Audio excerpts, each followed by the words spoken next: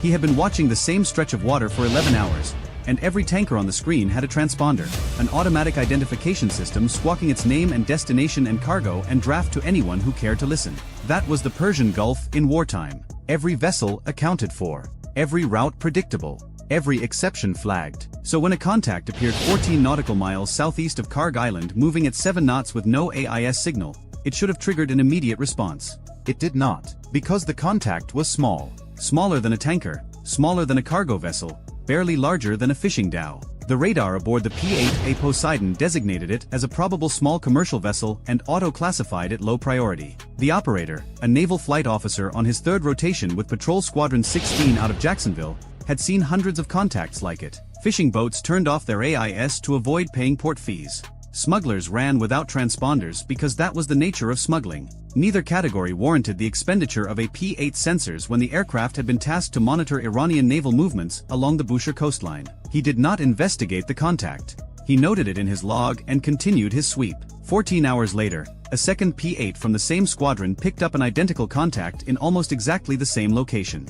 Same size, same speed, no AIS. The second operator noted it too, and because the Navy had recently implemented a cumulative anomaly tracking protocol across all ISR platforms in the 5th Fleet's area of operations, the two sightings were automatically correlated by a data fusion system aboard the USS Bataan, the amphibious assault ship serving as one of the fleet's intelligence coordination nodes in the Northern Gulf. The system flagged the correlation and generated a low-priority intelligence request. Identify the nature of repeated non-transponding vessel activity 14 nautical miles southeast of Karg Island. The request sat in a queue for 31 hours. Then an imagery analyst pulled satellite coverage of the area and found nothing. The contact window had passed. Whatever the vessel was, it was gone by the time the satellite looked. But the analyst did something that would, in retrospect, change the trajectory of the entire intelligence picture along Iran's southwestern coast. She expanded the search aperture.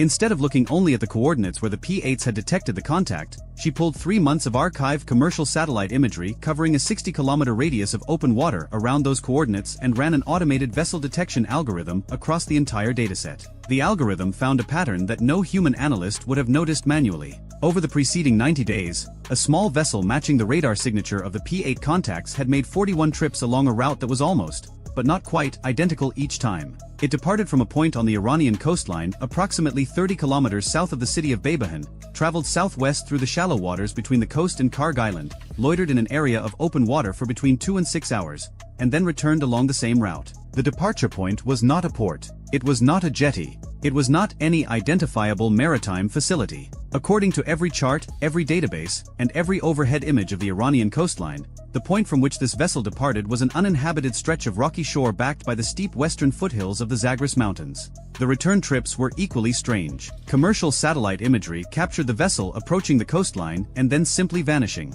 Not sinking, not docking, vanishing. The vessel would be visible on one frame, moving toward the shore at a steady 5 knots, and absent from the next frame captured by a different satellite minutes or hours later. The shoreline showed no berth, no pier, no structure of any kind. Just limestone cliffs rising sharply from a narrow gravel beach into the folds of the Zagros foothills. The analyst upgraded her assessment from low-priority anomaly to high-priority collection requirement and forwarded it to the 5th Fleet's Intelligence Directorate in Bahrain with a recommendation for dedicated surveillance. That recommendation reached the desk of an intelligence officer who had spent the previous 4 months tracking the IRGC's oil smuggling networks. He understood immediately what the pattern might represent, because he had seen the economics of Iranian sanctions evasion from every angle and knew one thing that most people outside the intelligence community did not appreciate. The IRGC did not merely smuggle crude oil. Crude was only part of the operation. The real money, the margins that funded missile programs and proxy networks and the entire apparatus of Iranian power projection, came from refining. Crude oil smuggled out of Iran and sold on the black market fetched a discounted price because every buyer knew they were taking a sanctions risk. But refined products, diesel fuel, gasoline, kerosene, jet fuel, products that had been processed and blended and stripped of their chemical fingerprints, could be sold at near market rates to buyers who could plausibly deny knowledge of their origin. The transformation of crude into refined product was where the IRGC made its margins. Iran's known refineries were all accounted for. Abadan, with its 400,000 barrels per day capacity, was the largest. Isfahan processed 375,000. Bandar Abbas handled 350,000. Tehran, Iraq, Tabriz, Shiraz, Lavan, Kermanshah, they were all visible, all monitored, all subject to overhead surveillance that could track their throughput by measuring the shadow lengths of oil in their storage tanks. If the IRGC was processing additional crude off the books, it was not happening at any of these facilities, which meant it was happening somewhere else. Somewhere that nobody was looking. The Zagros Mountains run for approximately 1,600 kilometers from the Turkish border in the northwest to the Strait of Hormuz in the southeast. They are composed almost entirely of sedimentary rock, primarily limestone, deposited over hundreds of millions of years when the region lay beneath the Tethys Sea. The collision of the Arabian Plate with the Eurasian Plate beginning roughly 25 million years ago compressed and folded these sedimentary layers into the dramatic ridges and valleys visible from space today. The limestone formations that dominate the range, particularly the Asmari Formation that serves as the primary oil reservoir rock across much of southwestern Iran, are famously susceptible to karst processes. Water, slightly acidified by dissolved carbon dioxide, percolates through the limestone along fractures and bedding planes, dissolving the calcium carbonate and creating caves, sinkholes, underground rivers, and solution channels that honeycomb the rock. The Zagros contains some of the largest karst systems in the Middle East. Caves with passages extending for kilometers. Underground chambers large enough to contain multi-story buildings. And all of it invisible from the surface unless you know exactly where to look. The intelligence officer requested a retasking of a synthetic aperture radar satellite to image the coastal section of the Zagros foothills south of Baybahan. The SAR platform could penetrate cloud cover and darkness and, critically, could detect metallic structures concealed beneath vegetation or camouflage. When the imagery arrived 72 hours later, it showed something that optical satellites had never revealed. Behind the limestone cliffs at the precise coordinates where the ghost vessel had been appearing and disappearing, the SAR detected a linear metallic return approximately 340 meters long, oriented parallel to a narrow gorge that cut inland from the coast. The return was consistent with a pipeline, buried, but not deeply enough to avoid detection by a radar system specifically looking for subsurface metal. The pipeline ran from the shoreline into the mouth of the gorge and then disappeared into the rock face of the gorge's southern wall. Additional SAR passes over the following week revealed more. Thermal infrared imaging, timed to pre-dawn hours when the surrounding rock had cooled to ambient temperature, detected a faint but consistent heat anomaly emanating from a location approximately 1.2 kilometers inland from the coast, deep within the gorge. The thermal signature was diffuse, as though someone had gone to considerable effort to dissipate the heat before it reached the surface, but it was unmistakable. Something inside the gorge was generating sustained industrial heat, not the heat of a campfire or a generator. The thermal profile was consistent with a process that involved heating petroleum to temperatures exceeding 350 degrees Celsius, the temperature at which crude oil begins to fractionate into its component products in an atmospheric distillation column. The IRGC had built a refinery inside a mountain, not a full-scale facility, not something that could compete with Abaddon's 400,000 barrels per day. What the intelligence picture eventually revealed was something more cunning. A modular crude oil topping unit, the kind of compact distillation system that could be assembled from components small enough to be transported by truck and carried through tunnels, installed inside a natural karst cavern that the Zagros had spent millions of years carving out of Asmari limestone. The cavern, based on the thermal footprint and the dimensions inferred from radar returns, was approximately 180 meters long, 40 meters wide, and between 15 and 25 meters in height, large enough to house the distillation column, heat exchangers, condensers, storage vessels, and the pumping equipment necessary to move crude oil in from the coast and push refined product back out through separate pipelines. The operation was elegant in its simplicity. Crude oil arrived from offshore by small barge, the ghost vessel the P-8s had been detecting. It was pumped ashore through the buried pipeline, into the gorge, and through the rock face into the cavern. Inside, the topping unit heated the crude and separated it into fractions. Light naphtha at the top of the column, kerosene and diesel in the middle cuts, and heavy fuel oil residue at the bottom.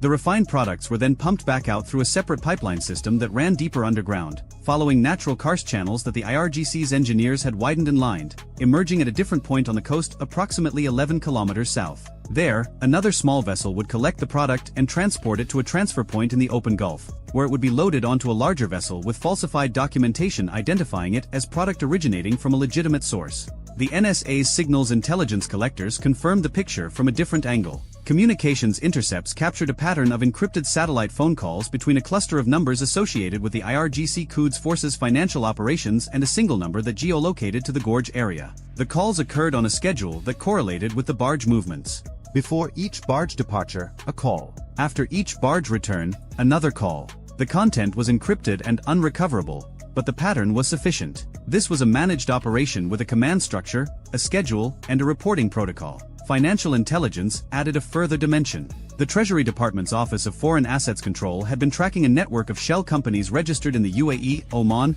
and Malaysia that were involved in the purchase and resale of refined petroleum products of uncertain origin. The products entered the market through ports in Fujairah and Muscat, accompanied by documentation that traced their provenance to facilities that either did not exist or did not have the throughput capacity to have produced the volumes claimed. The estimated revenue flowing through this network was between $300 and $500 million annually. For the IRGC, that money did not go into a national budget. It went directly into the machinery of power projection, missile development, proxy funding, intelligence operations, and the maintenance of the underground military infrastructure that the United States was simultaneously trying to destroy. The discovery presented the Pentagon with a targeting problem that was both operationally straightforward and strategically delicate. The refinery was hidden, but it was not hardened in the military sense.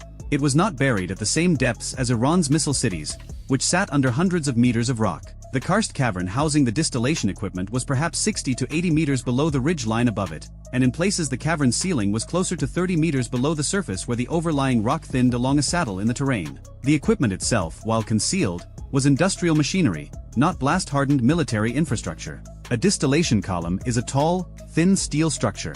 Heat exchangers are arrays of tubes. Storage tanks are steel shells. None of these objects are designed to survive the overpressure of a military detonation. But the location created complications. The gorge was narrow, steep-walled, and deep, creating the same kind of channeled aerodynamic environment that complicated precision weapon delivery in mountain terrain everywhere. The cavern's entrance, where the pipeline penetrated the rock face, was recessed under an overhang that made direct attack from above geometrically impossible without a weapon that could navigate laterally into the opening. And the overlying rock, while thinner than what protected Iran's deepest military tunnels, was still competent Asmari limestone, dense and hard, requiring genuine penetrating munitions rather than surface detonation weapons. The strike plan drew from two different weapon systems and two different delivery concepts, reflecting the target's hybrid nature as both an underground facility and an industrial complex. The first element targeted the cavern itself. 2 GBU, 28 laser-guided bunker-busting bombs, each weighing approximately 5,000 pounds with a penetrating warhead forged from surplus Army artillery tubes filled with 630 pounds of tritonal explosive, were assigned to breach the overlying rock at the thinnest point above the cavern. The GBU-28, originally developed in just 17 days during Operation Desert Storm to penetrate Iraqi command bunkers, could drive through more than 30 meters of earth or 6 meters of reinforced concrete before detonating. The Asmari limestone above the cavern, weakened by the same karst dissolution processes that had created the cavern in the first place, presented a target well within the weapon's demonstrated capabilities. The plan called for both weapons to strike within 8 meters of each other, creating overlapping penetration channels that would ensure at least one warhead reached the void space of the cavern and detonated inside. The delivery platform was an F-15E Strike Eagle operating from Al Dhafra Air Base in the United Arab Emirates, approximately 900 kilometers from the target. The F-15E's ability to deliver laser-guided munitions with precision in complex terrain, using its lantern targeting pod to designate the exact aim point on the ridge above the cavern, made it the optimal choice for the penetrating strike. The aircraft would approach from the south, over the Gulf, turning northeast to align with the gorge axis and releasing the weapons at high altitude to maximize their kinetic energy at impact. The second element targeted the infrastructure that the cavern protected but that extended beyond its walls. The pipelines, the coastal loading point, the secondary exit point 11 kilometers south, and critically, the barge, which surveillance had confirmed was present at the coastal loading point at the time the strike was planned. This element consisted of 12 Tomahawk Block V cruise missiles launched from the guided missile destroyer USS Gravely, operating in the northern Persian Gulf approximately 280 kilometers from the target area. The Tomahawk's range, exceeding 1,600 kilometers, meant the Gravely could launch from a position well within its defensive envelope, protected by the Carrier Strike Group's air defense umbrella. Each missile carried a 1,000-pound unitary warhead and navigated using a combination of GPS guidance and terrain counter-matching, a system that compared the terrain passing beneath the missile to a preloaded digital elevation model, making corrections to ensure the weapon arrived at its programmed impact point within meters of the intended target. 6 Tomahawks were assigned to the gorge entrance, not to penetrate the cavern, which would have required the kind of steep-angle penetrating attack that a cruise missile flying in near-horizontal flight profile could not achieve, but to collapse the entrance. The gorge walls at the point where the pipeline entered the rock face were composed of fractured limestone with visible joint sets and dissolution features identified in the high-resolution imagery. The 6 missiles were programmed to impact in a staggered pattern across a 60-meter stretch of the gorge wall, with detonation timing sequenced to create overlapping blast waves that would exploit the fractured rock's tendency to fail along pre-existing weakness planes. The intended effect was not to destroy the cavern but to seal it, burying the entrance under thousands of tons of collapsed rock and severing the pipeline that fed crude oil into the facility. 3 Tomahawks targeted the secondary pipeline exit point on the coast to the south. 2 targeted the loading infrastructure at the primary coastal point, including the barge. 1 was held in reserve aboard the Gravely, its targeting data updatable in flight, ready to be redirected against any element of the target complex that survived the initial salvo. The strike was executed at 0319 local time on a moonless night in early April, 3 weeks into Operation Epic Fury. The timing was chosen for multiple reasons. The moonless night minimized the possibility of visual detection by any personnel at the facility. The pre-dawn hour meant that the thermal differential between the heated cavern and the cold surrounding rock would be at its maximum, giving the F-15ES targeting pod the clearest possible infrared picture of the ridge topography above the cavern. And signals intelligence indicated that the barge was scheduled to depart the loading point at approximately 0400, meaning the window for catching it at the coast was closing. The Tomahawks launched first. 12 missiles rose from the Gravely's vertical launch cells in rapid succession, their boost motors igniting and propelling them clear of the ship before their turbofan cruise engines took over.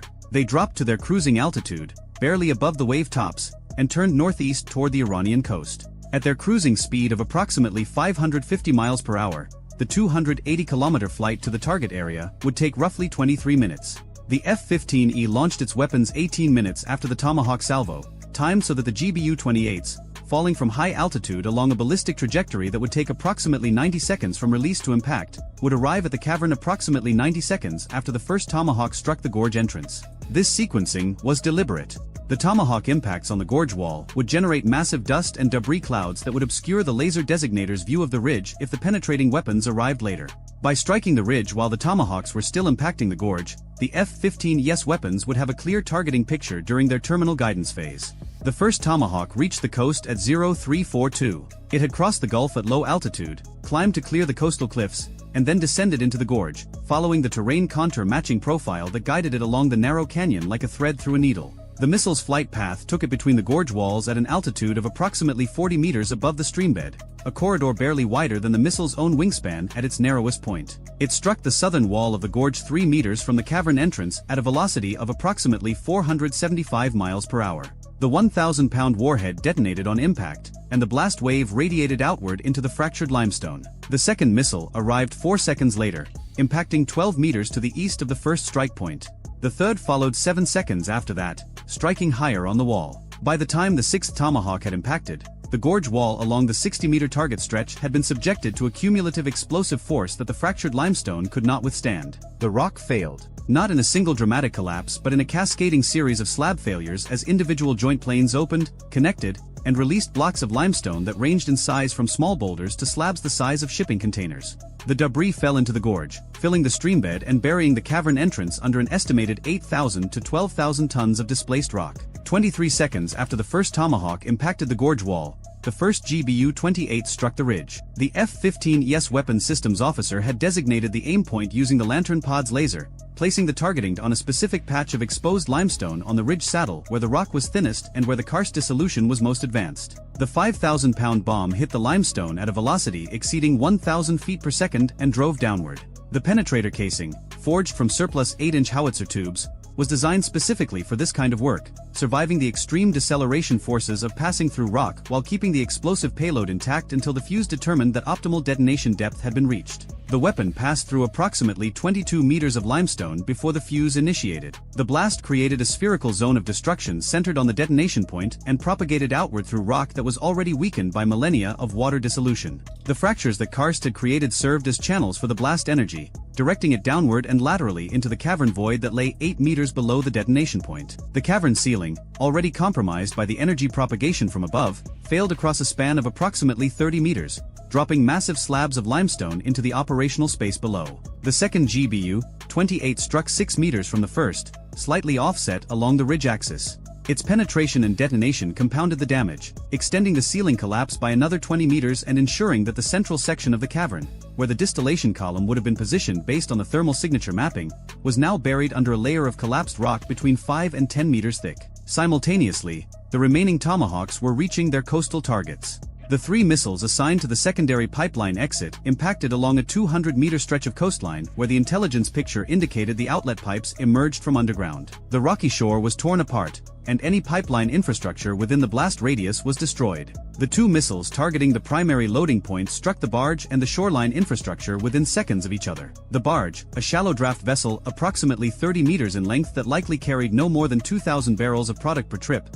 was struck directly by the first missile. The combination of the warhead detonation and the ignition of whatever petroleum residue remained in the barge's tanks produced a secondary explosion that was visible on infrared satellite imagery captured during an orbital pass 40 minutes after the strike. Post-strike assessment began immediately. The first intelligence came from the Tomahawk missiles themselves. The Block V variants carried a data link that allowed them to transmit targeting camera imagery during their terminal phase. Analysts reviewing this footage were able to confirm that the missiles had navigated the gorge successfully and impacted within meters of their programmed aim points. The gorge wall imagery showed the progressive destruction of the rock face as each successive missile struck, providing real-time confirmation that the entrance collapse was occurring as planned. Satellite imagery collected in the hours after the strike told the rest of the story. Optical satellites showed a massive debris field filling the gorge at the cavern entrance location. The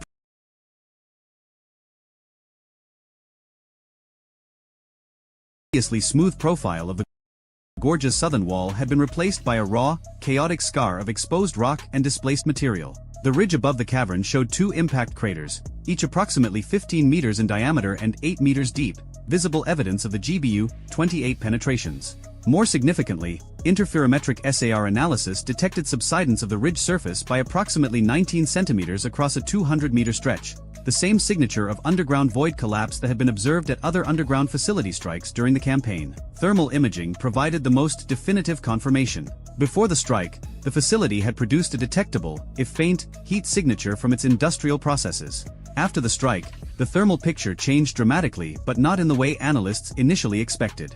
Rather than the heat signature vanishing, as it had at the missile base strikes where the facilities were destroyed or deeply buried, the Zagros refinery's thermal signature briefly intensified. For approximately 4 hours after the strike, infrared sensors detected elevated temperatures across the cavern area, consistent with fires burning inside the collapsed facility. Crude oil and refined petroleum products are combustible. When the cavern ceiling collapsed onto the distillation equipment, rupturing vessels containing heated crude and refined fractions, the resulting fires would have consumed whatever oxygen remained in the sealed space and burned until they exhausted their fuel or were smothered by the debris. By dawn, the elevated thermal signature had faded to a dull glow and continued diminishing over the following days.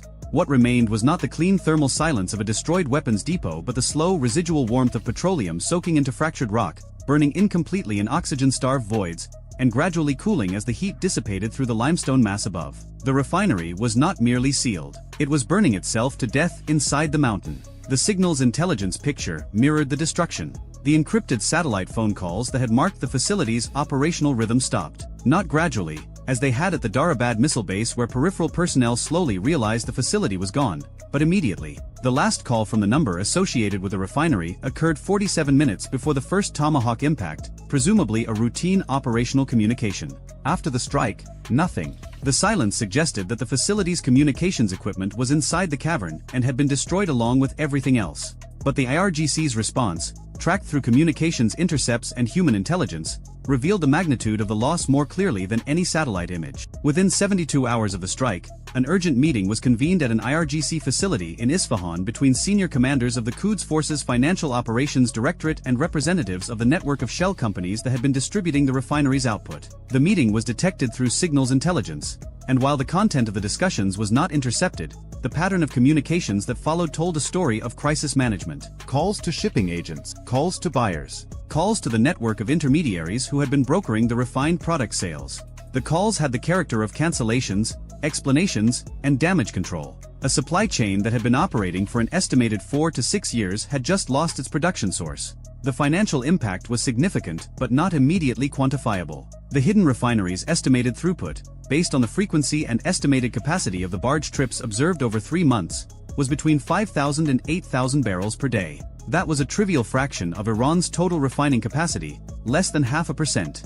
But the revenue was disproportionate to the volume because the entire purpose of the facility was to process crude that would otherwise have been unsellable due to sanctions, transform it into products that could be sold at near market rates, and funnel the profits directly to the IRGC without passing through any accountable government channel. At prevailing prices, 8,000 barrels per day of refined products sold at a modest discount to market rates generated revenue in the range of $400,000 to $600,000 per day. Over a year, that accumulated to between $150 and $220 million.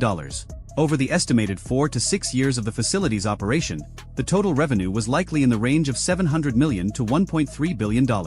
That money had paid for things. The intelligence community would spend months trying to trace the financial flows and determine what, specifically, the refinery's revenue had funded. Initial assessments suggested connections to the IRGC's ballistic missile production supply chain, to proxy networks in Iraq and Syria, and to the procurement of components for Iran's drone program, the same drones that were being launched against coalition bases and Gulf shipping during the ongoing conflict. The geological analysis that followed the strike added an ironic dimension.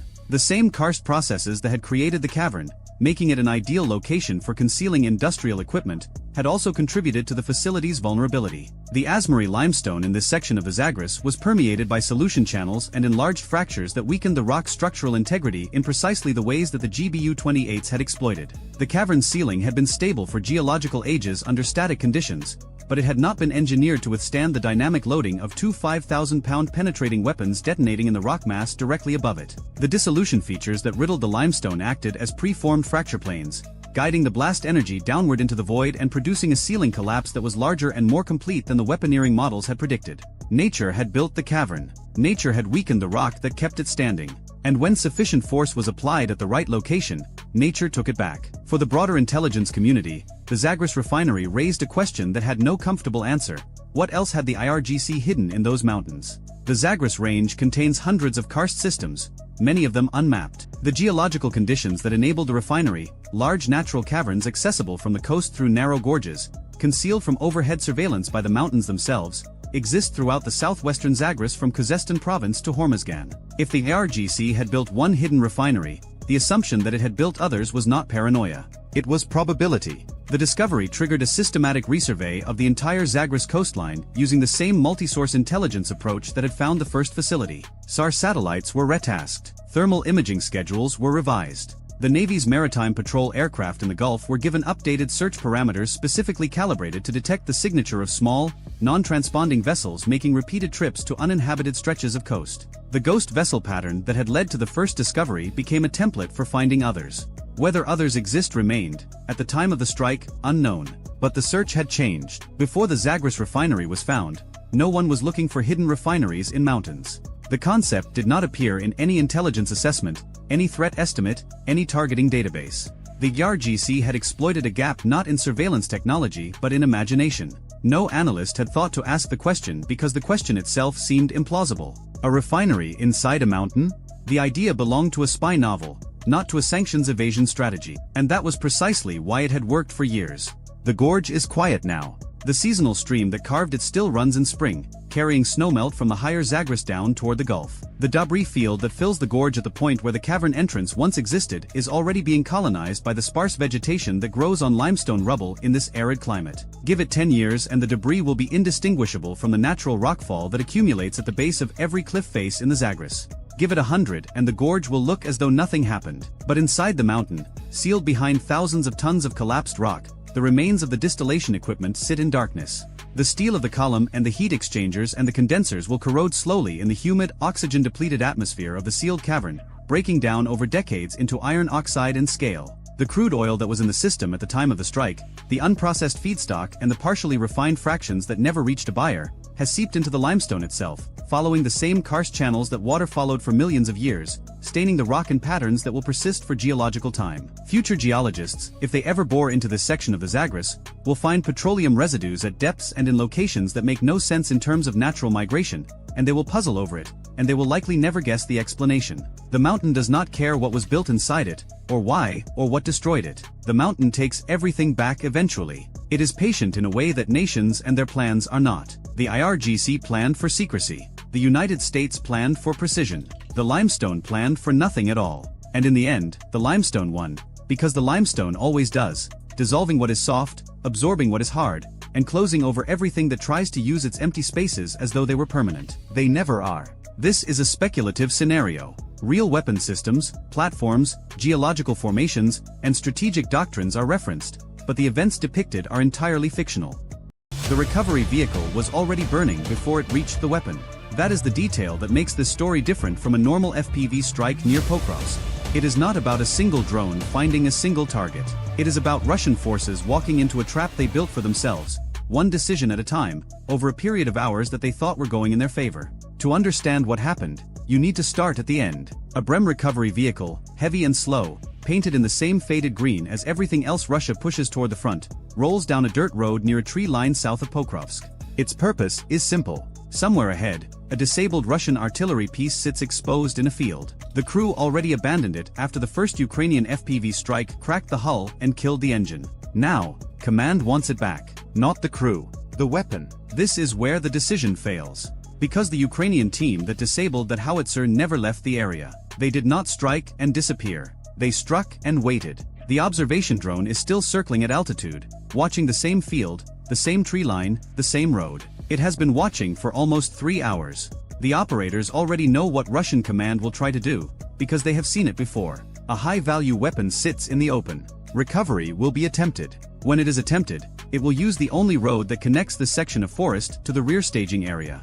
The road is visible. The vehicle will be large. And the timing will depend on how fast Russian logistics can respond. So the Ukrainian team does something more patient than simply waiting. They study the route. They identify the sections of road where the vehicle will slow down due to mud, debris, or the curve of the terrain. They note the distance from their FPV launch point. They calculate the window between detection and arrival. By the time the Brem actually moves, the attack geometry is already finished. The recovery vehicle enters the road and moves at a pace that suggests the crew is trying to be careful. No lights. No escort. Just a single heavy vehicle grinding forward on tracks that dig into the soft ground and leave marks visible from the sky. The Ukrainian UAV operator watches it cross 3 landmarks in sequence: a burned-out civilian structure, a fallen tree across the road shoulder, and a bend where the track narrows between 2 banks of earth. At the third point, the vehicle slows. It has to. The road is too tight to maintain speed. That is where the first FPV arrives. It does not come from directly above. It comes from the side, tracking low along the tree line, using the canopy as partial concealment until the last 4 seconds. The vehicle crew has no warning. There is no radar coverage here. There is no electronic warfare bubble close enough to jam the drone signal at this range. The Brem is operating in a gap between 2 Russian defensive layers, a section of road that command assumed was safe because it is behind the first contact line. The first hit strikes the upper hull near the engine compartment. The vehicle does not stop moving immediately. It grinds forward another 15 meters, leaking smoke and fluid, before the tracks lock and the machine comes to rest at an angle across the road. The crew begins to bail out. 2 men drop from the side hatch and move toward the trees. The second FPV arrives 11 seconds later. This one targets the body of the vehicle itself, punching into the compartment behind the driver's position. Fire erupts along the left side. The vehicle is now fully disabled, burning in the center of the road, blocking the only viable path to the weapon that was supposed to be recovered. Now the road is closed. The original howitzer still sits in the field, and the recovery vehicle meant to save it has become a second loss on the same route. But the Ukrainian team is still not finished. They remain on station. The UAV keeps circling. Its camera pans between the burning Brem, the original disabled artillery piece, and the road behind both targets. The operators are looking for the next response. They know how the Russian logistics chain behaves.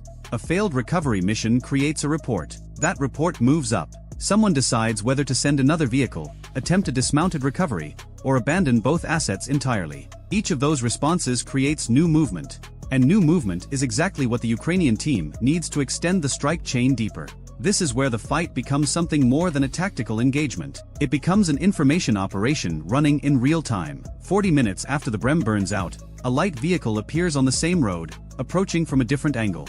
It is not a recovery vehicle. It is smaller, faster, and it stops well short of the burning wreck. 2 figures exit and move on foot toward the tree line, apparently trying to assess the situation from cover. The Ukrainian UAV records their position, their direction of movement, and the location where they parked. The operators do not strike immediately. They let the vehicle sit. They let the men move. Because the parked vehicle tells them something more valuable than another explosion. It tells them where Russian personnel are staging when they approach this section of road. That parking point, tucked against the edge of a cluster of damaged buildings, was not visible before this moment. It only revealed itself because the recovery attempt failed and someone had to come look. This is the mechanism that makes the Pokrovsk drone war so dangerous for Russia. Every response to a strike carries the risk of revealing the next layer of infrastructure. A disabled weapon draws a recovery vehicle. A destroyed recovery vehicle draws an assessment team. An assessment team reveals a staging point. A staging point, once located, can be watched for days. The Ukrainian operators mark the location and continue recording.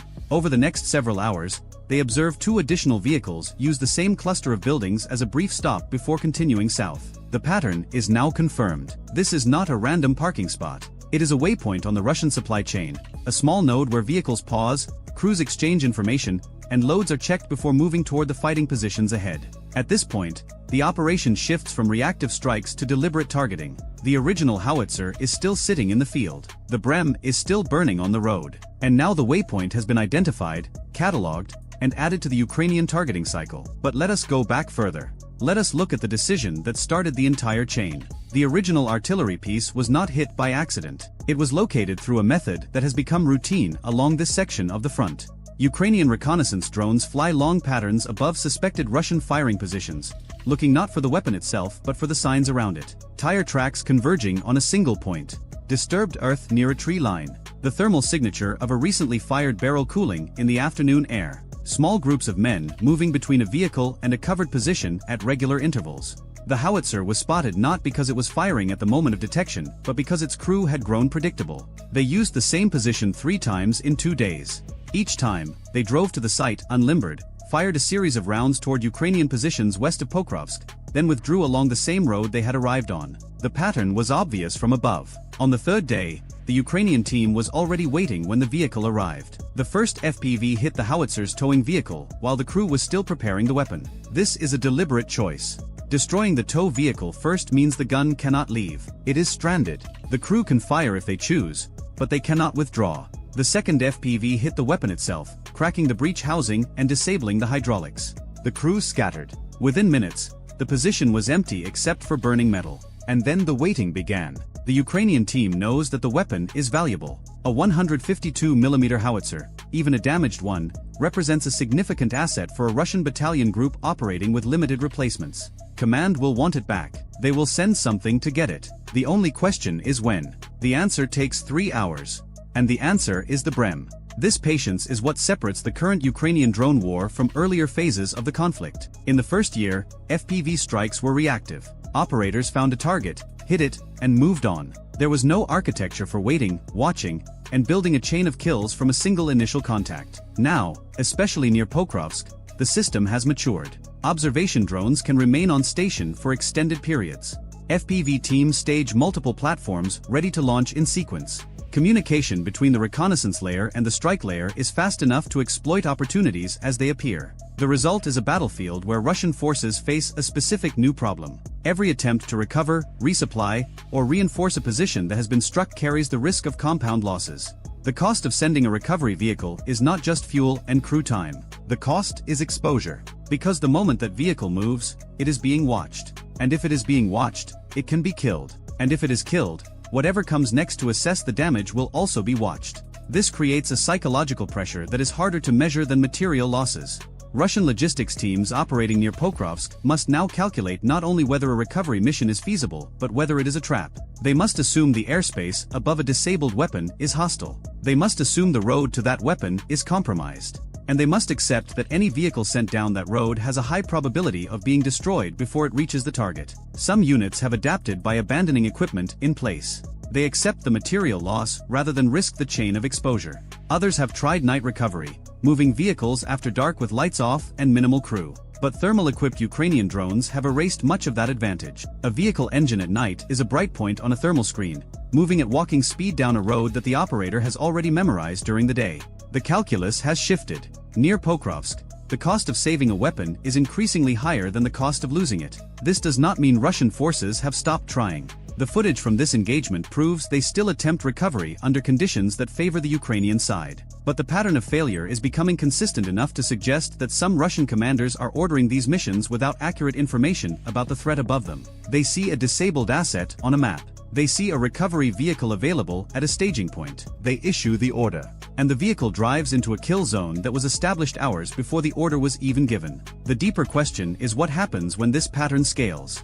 Near Pokrovsk, Ukraine has demonstrated that a single disabled weapon can generate 2, 3, or 4 additional targets if the response chain is allowed to unfold. Each target destroyed adds to the material cost, but each target observed adds to the intelligence picture.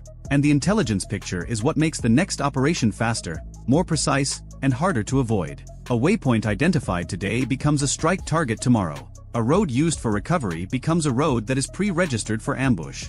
A tree line used as cover for assessment teams becomes a tree line that is scanned first whenever a new strike is planned in the area. This is the compounding effect that makes individual FPV strikes more significant than their warhead size would suggest. A drone carrying a kilogram of explosive is not a strategic weapon by itself, but a drone that disables a howitzer, baits a recovery vehicle, destroys that vehicle, reveals a staging point, and maps a supply route has produced strategic-level intelligence from a tactical-level expenditure. The ratio of cost to effect is wildly asymmetric. A $6,000 drone can generate information that shapes operations worth millions in destroyed equipment and weeks of disrupted logistics. The engagement near Pokrovsk also reveals something about the speed of adaptation on the Ukrainian side. Operators are not simply flying drones and pressing buttons.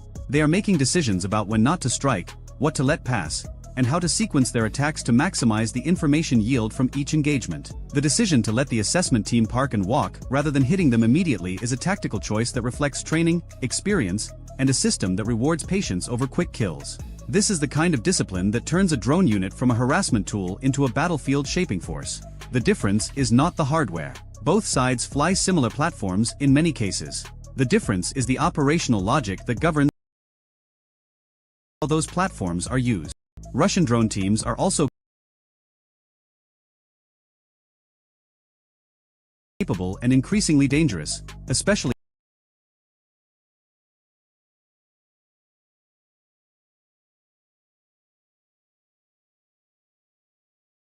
along the northern approaches to Pokrovsk, where their FPVs have made Ukrainian resupply nearly impossible in some sectors.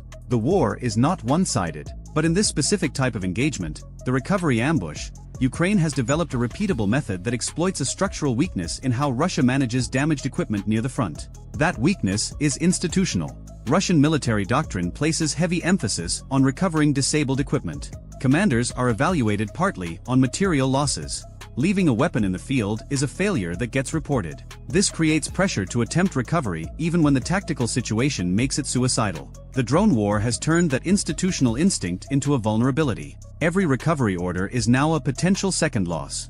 Every second loss is a potential intelligence gift. The burning Brem on the road near Pokrovsk is not just a destroyed vehicle. It is a symptom of a system that has not yet adjusted to the reality that the sky is never empty. That observation never stops. That patience on the Ukrainian side is now a weapon as dangerous as the drone itself. The howitzer is still sitting in that field. No one has come back for it.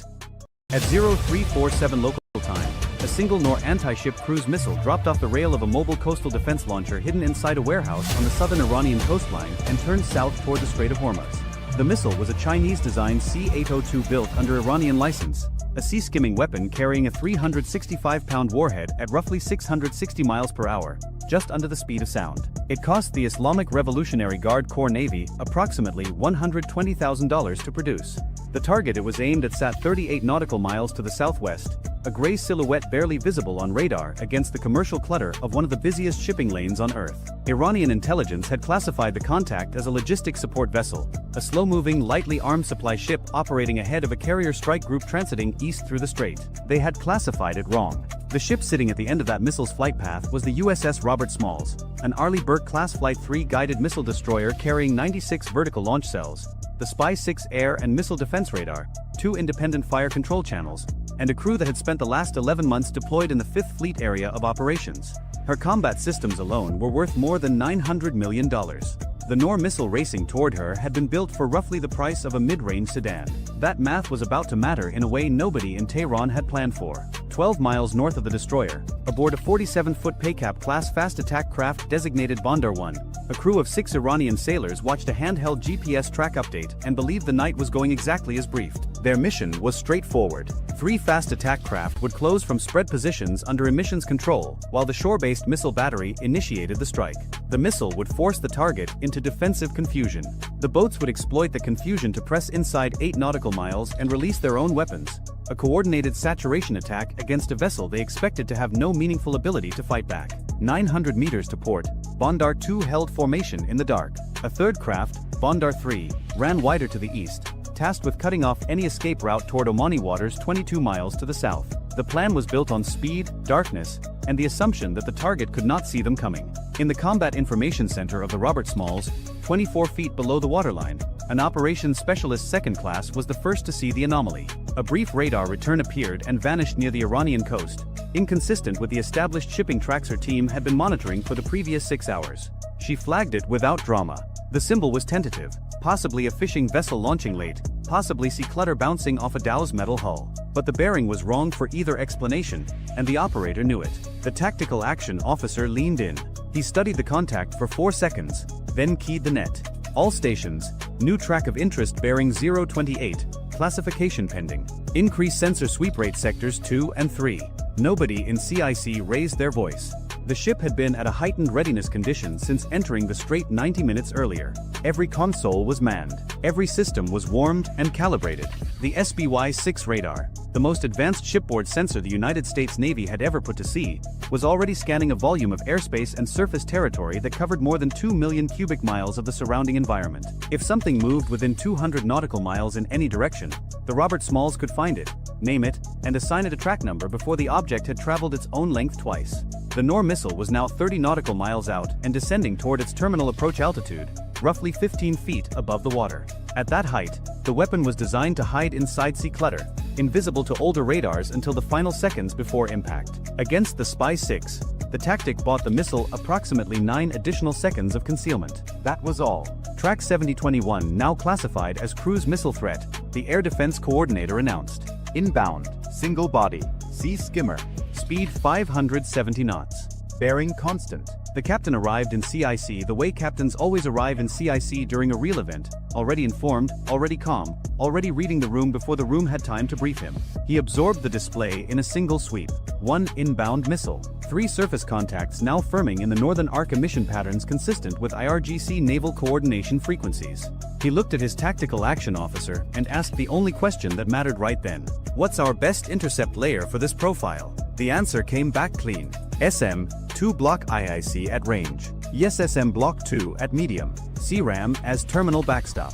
We have 3 layers before it gets within a mile. An SM-2 block IIC interceptor cost the United States Navy approximately $2.1 million per round. The missile it was about to kill had cost Iran $120,000. Somewhere in a Pentagon procurement office, someone was going to read this report and feel their budget request write itself. Weapons free on track 7021, the captain ordered. The forward vertical launch system answered 3 seconds later. A standard missile, 2 punched out of its cell in an eruption of white smoke and orange flame, cleared the ship's superstructure and pitched over hard toward the northeast. The missile accelerated to over 2,300 miles per hour inside 6 seconds, riding a continuous wave illumination beam that the ship's fire control director held on the inbound Nor with surgical steadiness. The intercept geometry was textbook.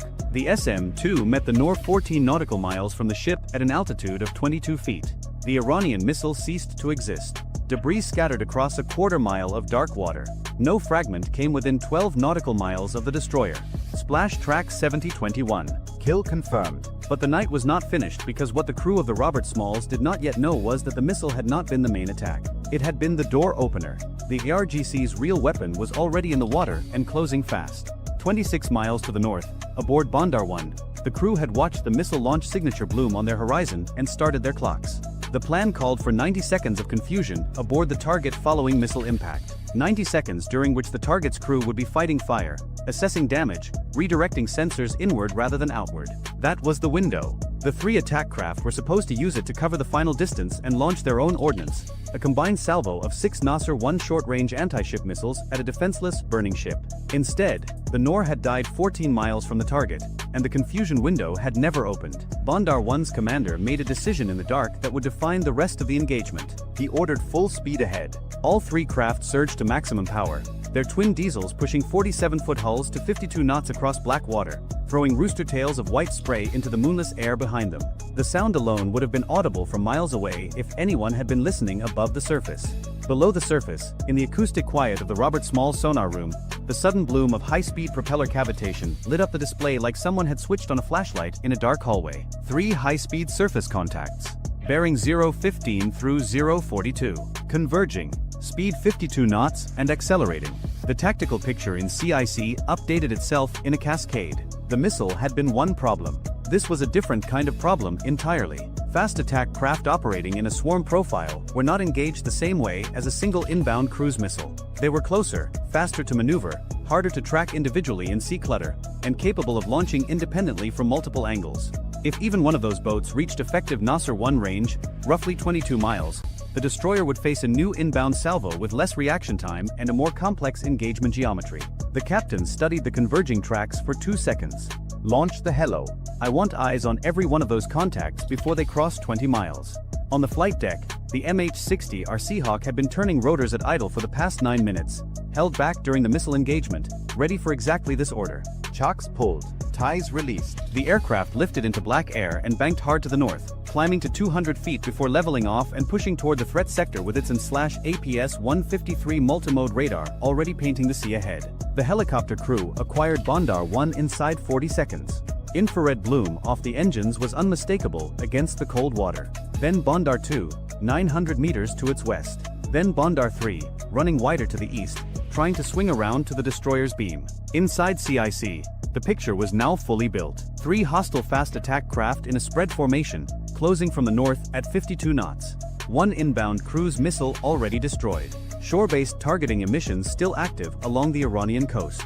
The attack was coordinated, deliberate, and ongoing. What the Iranian crews did not understand, could not have understood from their position low on the water in an open cockpit boat doing 52 knots in the dark, was that the ship they were charging had already killed their opening move and was now reading their second move in real time. The Robert Smalls was not confused. She was not burning. She was not blind. She was tracking every one of them with a radar system that could distinguish a single human standing on a boat deck from the boat itself at 40 miles. Their entire plan had been built on the assumption that they would arrive at a scene of chaos. They were arriving instead at a firing range. Bandar 1, the lead craft, crossed the 20 nautical mile threshold at 0353. In CIC, the Air Defense Coordinator confirmed the track had entered the outer engagement envelope for the ship's weapons systems. The Seahawk crew simultaneously reported visual confirmation of weapons mounted on the lead craft's foredeck, a twin-rail launcher consistent with a Nasser 1 anti-ship missile system. Hostile intent confirmed on all 3 surface tracks. Recommend weapons free. The captain's response was immediate. Weapons free. Engage in sequence. Lead track first. What happened next took 11 seconds. A single RGM-84 Harpoon anti-ship missile launched from the Robert Smalls midships canister bank, turned north, dropped to sea-skimming altitude, and covered the distance to Bandar 1 at 537 miles per hour. The fast attack craft never saw it coming. The Harpoon carried a 488-pound blast fragmentation warhead designed to kill vessels displacing up to 3,000 tons. Bandar 1 displaced approximately 13 tons. The result was not an engagement. It was an erasure. The craft came apart across 200 meters of ocean surface, burning debris scattering in a wide fan that glowed briefly on the Seahawk's infrared camera before the sea swallowed most of it. Splash Bandar 1. 10 miles to the east, Bandar 3's crew saw the flash on the horizon and understood immediately that the plan was over. Their lead boat was gone. The target was not a logistics ship. The darkness that had been their ally for the last hour now contained something far worse than an unaware victim. The Paycap-class boat heeled hard to starboard and turned northeast at maximum speed, abandoning its flanking run and driving for the nearest Iranian territorial water boundary, 14 miles away. Bandar 2 made a different choice. Whether driven by training, ideology, or the simple inability to process what was happening fast enough to make a rational decision, the crew of the second attack craft maintained course. They kept coming. At 52 knots, they were closing the gap to the destroyer at nearly a mile per minute, driving toward a ship that was now fully engaged, fully aware, and fully capable of killing everything on the surface within 30 miles. The tactical action officer tracked Bondar 2's approach without emotion. At 14 nautical miles, the craft crossed into the engagement envelope for the destroyer's 5-inch gun, a Mark 45 Mod 4 naval gun capable of firing GPS-guided rounds at targets 15 miles away with accuracy measured in single meters. The gun mount trained to starboard. Fire control locked. Engage Bondar 2. Gun action. 3 rounds left the barrel in rapid sequence. The first struck the water 30 meters ahead of the craft, a near miss that sent a column of spray over the boat's bow. The second hit the engine compartment. The third was unnecessary, but had already been committed. Bondar 2's forward momentum carried the shattered hull another 200 meters before it settled and began taking water. The Seahawk orbited overhead, recording everything. 2 fast attack craft destroyed or disabled, 1 fleeing northeast toward Iranian waters. Shore-based emissions along the coast had gone silent at 0355, 2 minutes after Bondar 1 died. Whether the coastal battery crews had been ordered to cease or had simply decided discretion was the better option, the effect was the same. The attack was over. In CIC, the destroyer's crew began the methodical process of rebuilding the tactical picture from the ground up. Every sensor swept wide. Every track was re-examined. The Seahawk pushed its patrol arc farther north, searching for any additional platforms that might have been staged as a follow-on wave. Nothing appeared. The strait settled into the uneasy quiet that follows violence at sea, disturbed water, floating debris, and the steady electronic hum of a warship still scanning the dark for anything else that wanted to try. At 0401 local time, the captain authorized a return to modified transit posture. The ship maintained combat readiness across all systems but resumed her eastward track through the strait. The mission had not changed. The Robert Smalls was still headed to her assigned station. The only difference was the ammunition expenditure report that would be filed in the morning and the intelligence harvest that was already being packaged for transmission to 5th Fleet headquarters in Bahrain, 380 nautical miles to the northwest. The crew secured from general quarters in stages over the next 45 minutes. Damage control teams confirmed 0 structural damage, 0 casualties, 0 system degradation. The ship had absorbed a coordinated multi-axis attack involving a shore-launched cruise missile and 3 fast attack craft, and emerged from it without a scratch on her paint.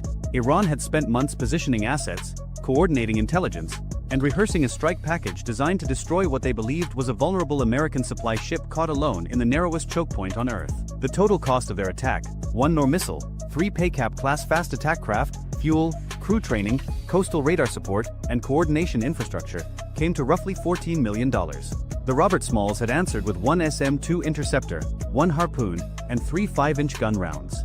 Total expenditure, approximately $3.8 million. The United States Navy had spent less defending itself than Iran had spent attacking it. That was the kind of math that made defense ministers lose sleep. Bondar 3, the surviving craft, reached Iranian territorial waters at 0409 and disappeared into the coastal traffic northeast of Bandar Abbas. Its crew had the unique distinction of being the only Iranians involved in the operation who would be available to explain what had happened. Their debrief would contain a single, unavoidable conclusion. They had been told the target was soft. They had been told darkness would cover them. They had been told the missile would open the door. Every single thing they had been told was wrong, and 2 crews had paid for it with their lives. On the bridge of the Robert Smalls, the officer of the deck watched the first pale edge of dawn begin to separate the sky from the water to the east. The ship cut through calm seas at 18 knots, her wake straight and undisturbed, as if the previous 22 minutes had been an inconvenience rather than a battle. Below, in CIC, the watch had already rotated. Fresh operators sat at consoles still warm from the crew who had just fought the ship through the most compressed surface engagement in the 5th Fleet's recent operational history. The new watch picked up exactly where the last one left off, scanning, tracking, sorting, because the strait never stopped being dangerous and neither did the ship's attention. Iran had gone looking for a supply ship and found a destroyer.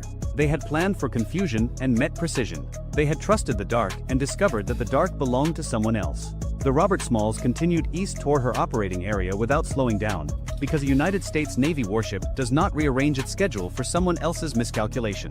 If you enjoyed this video, check out our other video on how the US Navy's SM-3 interceptor was designed to kill ballistic missiles in space. Bye for now. The aircraft carrier was already on fire. That is not how this story starts, but it is the kind of sentence the Pentagon feared they would hear on the morning of April 11, somewhere in the waters east of Larik Island, when the Strait of Hormuz became something other than a shipping lane. This is how it actually begins. A sonar operator aboard a US guided missile destroyer is running passive diagnostics on what should be a dead quiet Tuesday watch. The strait is busy on the surface, as it always is. Tankers southbound, bulk carriers headed north, a few dhows hugging the Omani side. Civilian GPS signals paint the waterway in neat colored lines across every navigation screen in CIC. Below the surface, there is nothing remarkable. Thermal stratification is moderate. Biological noise is low. The shallow bottom returns are clean enough to read without heavy filtering. It is the kind of morning where you drink bad coffee and count the minutes until the next watch rotation. Then the water changes. It does not change loudly. There is no Hollywood ping, no red alarm, no flashing indicator. What happens is subtler and, for a trained ear, far worse. A faint rhythmic disturbance appears across two frequency bands simultaneously. It pulses for 4 seconds. Then it vanishes. The operator sets his coffee down and replays the recording. He isolates the bands. He adjusts the gain. He listens again, this time with his eyes closed. There it is. Not one source. Not two. 3 distinct acoustic events, separated by bearing and by character, arriving in a window so narrow it could be coincidence. But coincidence does not pulse on 2 bands at once. Coincidence does not arrive from bearings that form a triangle around a moving warship. Coincidence does not have rhythm. Con sonar. I have 3 anomalous transients. Bearing 074, 142, and 219. Simultaneous window. Recommend classification priority. That sentence changes the morning. In CIC, the watch officer looks up from the surface plot and meets the eyes of the tactical action officer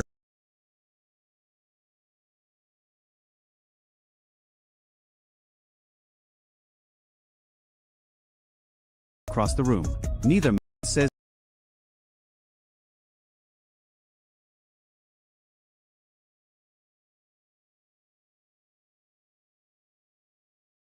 anything dramatic. The TAO picks up the internal phone, dials the captain's stateroom, and speaks 6 words. Captain, CIC, you need to come up. 40 seconds later, the captain is standing behind the main tactical display. He does not ask for a summary. He reads the screen himself, absorbs the 3 bearing lines radiating outward from the ship symbol, and then does something that tells the room more than any order could. He sits down. That means he expects this to last. Show me everything since first detection. Walk me through it. The sonar supervisor begins, methodical and precise. The 3 contacts appeared within a 7-second window. Each displayed characteristics inconsistent with merchant traffic, biologics, or equipment artifacts. One exhibited faint narrowband tonal suggesting rotating machinery at low RPM. Another showed intermittent broadband bursts consistent with a ballast adjustment or a depth correction. The third was the weakest, barely above ambient noise floor, but it moved. Not drifted. Moved. With intent. The captain listens to all of it without interrupting. When the briefing finishes, he asks one question. Are they diesel-electric? The sonar supervisor pauses before answering. Acoustic signatures are preliminary, but yes sir. Profile is consistent with Kilo class or a variant. Possibly Goddard class on the weaker contact. That distinction matters. A Kilo class submarine, Russian-designed and Iranian-operated, is a credible threat in open water and a nightmare in confined spaces. It is quiet on battery. It carries wake-homing torpedoes.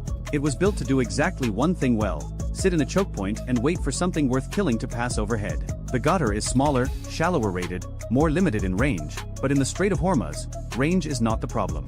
Everything is close in Hormuz. That is the entire point. The captain stands. Set modified, general quarters. No alarm. Phone talker only. I want the Seahawk spotted and ready in 10 minutes. And get me a link to 5th Fleet. Now. The ship does not sound an alarm. Instead, a quiet cascade of phone calls moves through the vessel, like electricity through wire. Compartment by compartment, sailors shift from routine watch to combat posture. Watertight doors that had been propped open for ventilation are sealed. Damage control teams assemble at their stations. The engineering officer of the watch brings the plant to a higher readiness state without being told, because he has been listening to the same internal net and he can feel the ship tightening around him like a fist. On the bridge, the officer of the deck adjusts course by 2 degrees. Not a dramatic maneuver. A whisper of helm. Enough to begin complicating the geometry below without signaling to anyone watching from the surface that the ship knows it is being stalked. Because that is what this is. Stalking. The 3 contacts have not moved aggressively. They have not pinged. They have not opened torpedo doors or increased speed or done anything that would cross a bright legal or tactical line. They are simply there, arranged in a pattern that a submariner would recognize immediately and a civilian would never notice at all. One forward of the ship's track. One off the port beam, displaced slightly south. One trailing, offset to starboard, hanging in the acoustic shadow of a northbound tanker. It is a kill box, unfinished, unsigned, undeclared, but unmistakable. At 5:23 local time, The MH-60R Seahawk lifts off the flight deck. The pilot keeps the departure low and fast, braking left over the water and accelerating east before curving back toward the ship's forward sector. To anyone watching on radar, it looks like a routine patrol launch. The Iranian submarines, if they are listening, will hear the helicopters dipping sonar the moment it enters the water. The question is what they do when they realize the Americans are no longer guessing. The first sonobuoy hits the surface at 5:24. Inside the helicopter, the sensor operator begins building a picture the way a photographer develops film, one layer at a time, each exposure adding clarity to something that was already there but not yet visible. The first buoy returns ambient noise. The second picks up a merchant vessel's screw signature. The third catches something else. Romeo 1 CIC. Buoy 3 has a contact. Narrowband lines present. Bearing correlates with your 074 track. That is confirmation. Not classification, not identification, not a legal justification for anything, but confirmation that the thing sonar heard from inside the ship is real, that it exists in the water as a physical object with machinery and a crew and a purpose. The captain receives the report without visible reaction. He is watching the display, thinking 3 moves ahead, the way a chess player does when the board has shifted from opening to mid-game and the pieces are no longer where he expected them to be. Here is the problem he is solving. He commands a single surface combatant in one of the most constrained waterways on Earth. His ship is fast, well-armed, and crewed by professionals. But it is alone. The nearest friendly warship is 90 nautical miles southeast, too far to matter in the next hour. Air support from Bahrain could arrive in 40 minutes if launched immediately, but launching requires a request, a decision chain, and a political calculation that extends far beyond his authority. He has one helicopter with a limited fuel state, a towed array that works best at moderate speed, a hull-mounted sonar that struggles in shallow water, and a crew that has trained for this exact scenario but has never lived it. Against him, potentially, are 3 submarines operating in their home water, pre-positioned on a transit route they have studied for decades, crewed by sailors who know the thermal layers and bottom contours and ambient noise patterns of the Strait of Hormuz the way a hunter knows the trails of his own land. If this is an exercise, a provocation, a test of American reaction time, then patience is the correct response. Watch. Report. Do not escalate. Let the submarines play their game and document every second of it for the intelligence analysts who will spend months dissecting the encounter afterward. But if this is an attack, patience kills. The captain decides to do something unusual. He does both. Bridge. Come to new course 095. Increase speed to 14 knots. Make it look like a routine adjustment. On the surface, the ship angles slightly deeper into the strait, as if adjusting for traffic. Below, the course change does something more important. It shifts the ship's acoustic profile relative to all 3 contacts simultaneously, giving sonar a new set of angles to work with and forcing the submarines to react or lose their geometry. Within 90 seconds, 2 of them react. Contact 074 adjusts bearing. Small correction. Contact 219 increases speed briefly, then slows. Contact 142 does not move. The one that doesn't move is the one the captain watches most carefully, because the submarine that holds perfectly still while its partners adjust is the one that already has its solution built. It is the one that does not need to move. Then, at 5:31, the ocean breaks. It does not break with a torpedo. It breaks with a sound. A hard mechanical transient from bearing 142, south-southeast. The contact that had been silent, the one sitting in perfect stillness while the other 2 danced. Con sonar. Transient bearing 142. Classify as possible torpedo tube event. The room contracts. Not physically, but in every way that matters. Sound compresses. Time stretches. The distance between hearing the words and understanding them collapses to 0, and then every trained reflex aboard the ship fires at once. The captain does not hesitate. He does not ask for confirmation. He does not wait for a second opinion. All ahead flank. Hard right rudder. Deploy countermeasures. Launch the weapon on contact 142 if we get a firing solution within 60 seconds. The ship lurches. Not gracefully. Warships at flank speed in shallow water do not move with elegance. They move with violence. The stern digs. The bow rises. The wake behind the ship turns from a smooth V into a churning white scar across the surface. Inside CIC, sailors grab console edges as the deck tilts. On the bridge, the helmsman puts the rudder over hard and holds it there, feeling the ship fight its own momentum as it tries to swing 40,000 tons of steel through a turn that the laws of physics would prefer to take more slowly. The Nixie deploys. The towed acoustic decoy hits the water behind the ship and begins broadcasting, throwing out a signal louder and more attractive than the ship's own propellers, begging any inbound weapon to chase the wrong target. Then sonar confirms the nightmare. Con sonar. Torpedo in the water. Bearing 142. Inbound. High speed. The officer of the deck repeats the helm order with a voice that has gone flat as concrete. Maintaining hard right rudder. All engines ahead flank.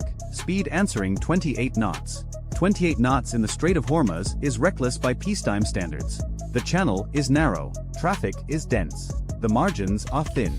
But peacetime standards stopped applying the moment a torpedo entered the water, and now the only margin that matters is the one between the weapon and the hull. The MH-60R gets the call. Romeo 1, we have torpedo inbound. Prosecute contact 142 immediately. You are weapons free. The helicopter banks so hard the sensor operator's shoulder presses against the airframe. The pilot drops altitude, racing toward the southern sector where the shooting submarine has just revealed itself with the loudest possible announcement. A torpedo launch is an acoustic scream. The submarine that fired is no longer hidden. It is naked. Above and below, the geometry begins to unravel. The inbound torpedo tracks toward the ship's former position, adjusting as its seeker head acquires noise. But the ship is no longer there. The hard right turn has opened the bearing. The Nixie is streaming behind the ship, offering a fat, juicy acoustic target where the warship used to be. The torpedo has a decision to make, and unlike the humans above it, the torpedo cannot weigh consequences. It follows the loudest thing it can hear. Con sonar. Torpedo bearing shifting aft. Possible decoy attraction. The ship continues its turn, bending the wake, dragging the Nixie through disturbed water, making the decoy signal even harder for the torpedo to distinguish from the real thing. For 12 seconds, nobody in CIC breathes in any way that could be called normal. Then the sound comes. A muffled concussive event, felt more than heard, transmitted through the water and into the hull as a single low-frequency shudder. The torpedo has detonated. Not against the ship. Against the water behind it. Against the ghost. Con sonar. Weapon detonation stern quarter. No hull impact. No damage indicators. The captain does not celebrate. He turns to the TAO. Where are the other two? The answer is not good. Contact 074 has gone active. Not with sonar. With propulsion. It is accelerating, repositioning, adjusting its angle relative to the ship's new course. The first submarine fired and missed.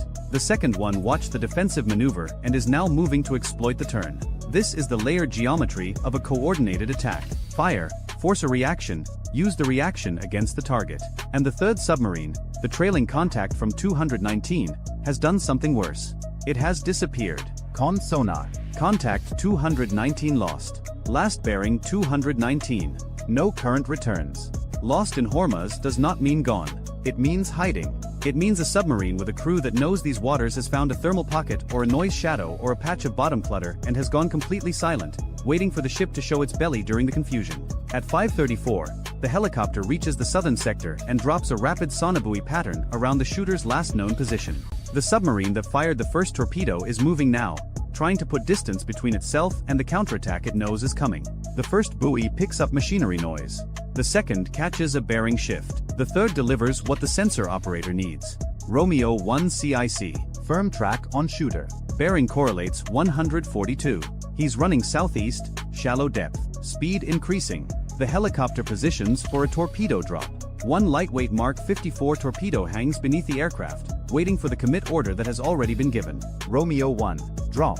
The torpedo enters the water with a clean vertical splash and immediately begins its search pattern. The submarine below hears it, because a Mark 54 entering the water is not subtle, and its response is instant. Hard turn.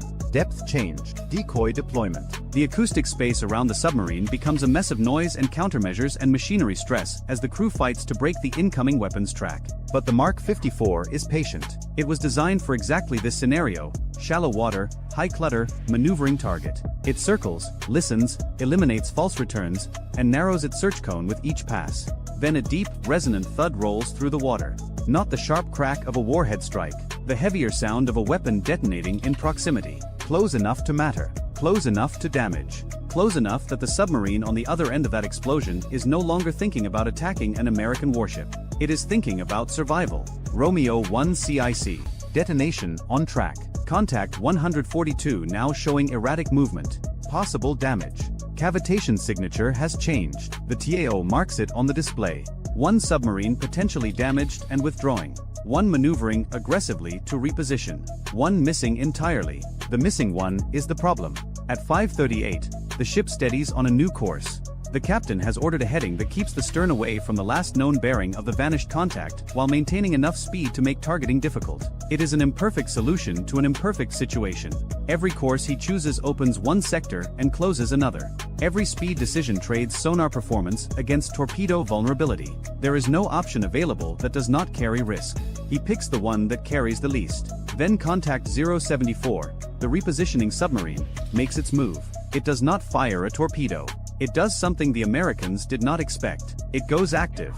A single loud sonar pulse erupts from below, sweeping the water column. Not a search ping, a targeting ping. The kind of emission a submarine uses when it already knows where you are and wants to refine the solution to firing accuracy. Con sonar. Active emission bearing 078. Submarine source. Single pulse. Possible fire control quality.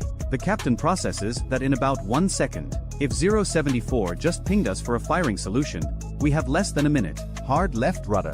Restream the decoy. Get the Seahawk north. Now. The ship swings again. The Nixie resets in the water behind the new turn.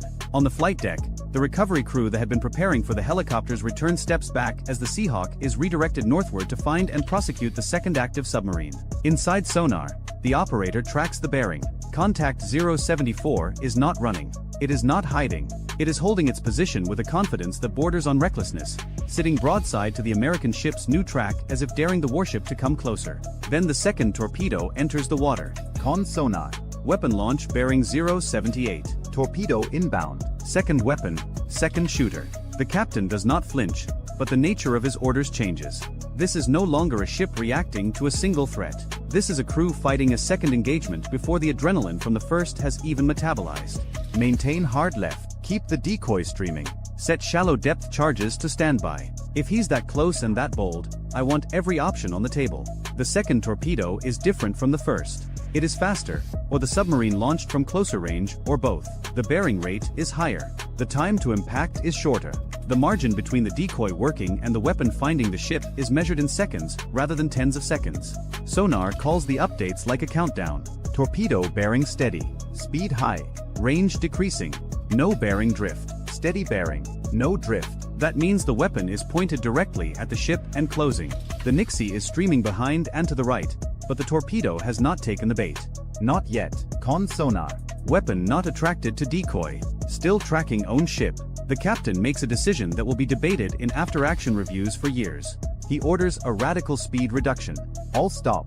Then immediately all ahead flank on the opposite engine, creating a sudden asymmetric thrust that slews the stern sideways and changes the ship's acoustic signature in a way that no pre-programmed torpedo seeker is expecting. The ship shudders. The hull groans. The helmsman grips the wheel and holds course by instinct more than instrumentation.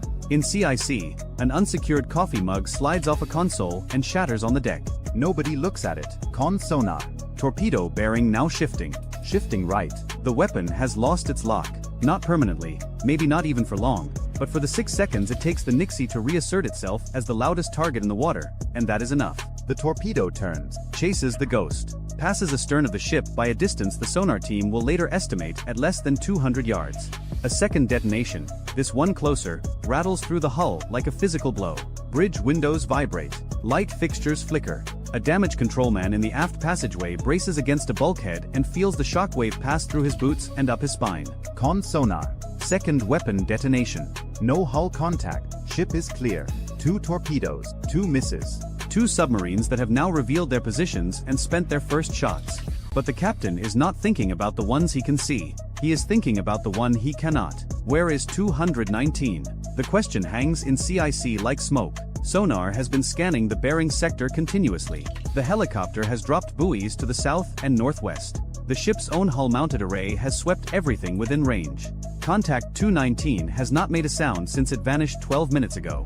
In a fight like this, 12 minutes of silence from a submarine inside your engagement envelope is not reassuring. It is terrifying, because a Goddard-class boat on battery, sitting still in shallow water against a cluttered bottom, produces almost no detectable acoustic signature.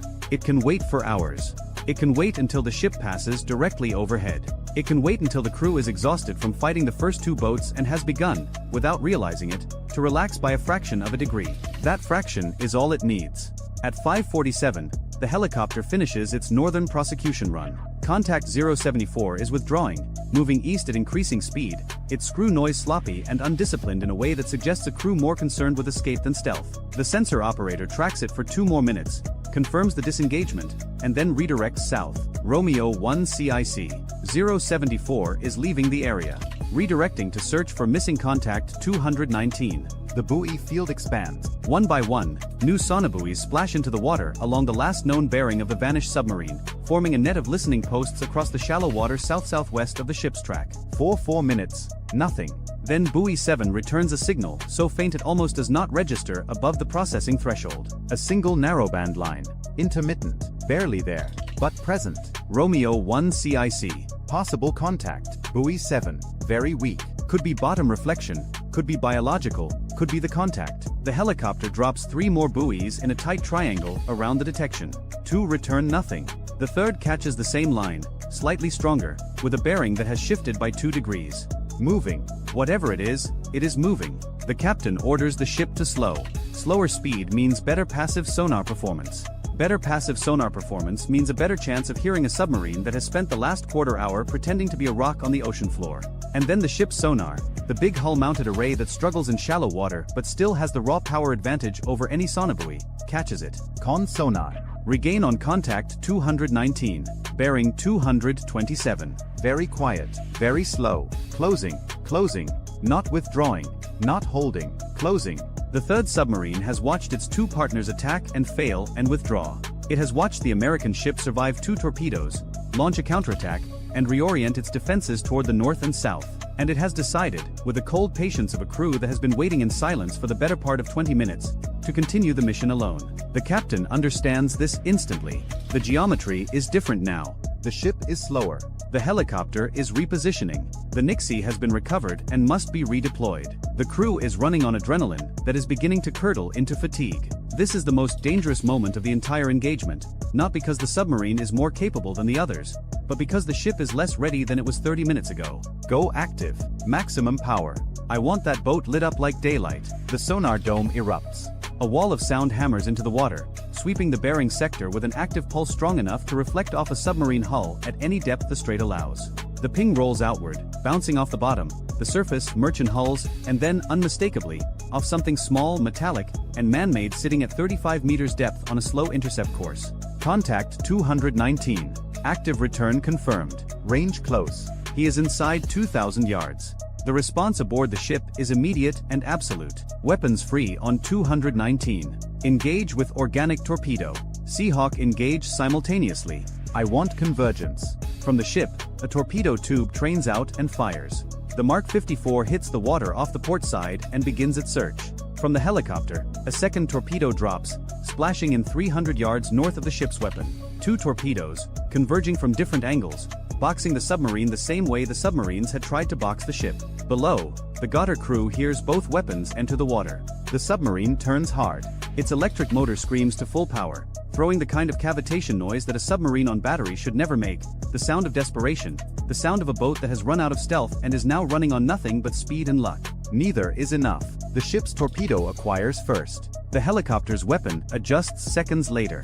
Between them, the submarine has nowhere to go that does not bring it closer to one or the other. A deep, heavy detonation shakes the water column. Then a second, overlapping the first. The acoustic returns from the contact scatter, break apart, and do not reform. Con sonar. 2 detonations on contact 219. Contact has ceased maneuvering, breaking up noises present. The captain closes his eyes for exactly 1 second. When he opens them, he gives the only order left. Search the datum for survivors. Then resume transit. No one in CIC speaks for a long moment. The tactical display still shows the fading track of the third submarine, the bearing lines of the other 2 retreating into the eastern clutter, the scattered sonobuoy field stretched across miles of shallow water. The ship's own track zigzags across the screen like the path of an animal that has been chased through a maze and come out the other side bleeding but alive. At 6:14 local time, the Strait of Hormuz looks the same as it does every morning. Tankers southbound, bulk carriers northbound. Heat haze rising from flat water. The channel is crowded and indifferent and relentless in its commerce, as if nothing happened below it at all. Inside the ship, the evidence is everywhere. Shattered coffee mugs swept into corners. Console screens still locked in combat display mode. A damaged controlman's helmet sitting on the deck where it was dropped during the third torpedo run. The faint chemical smell of countermeasure deployment lingering in the aft passageway.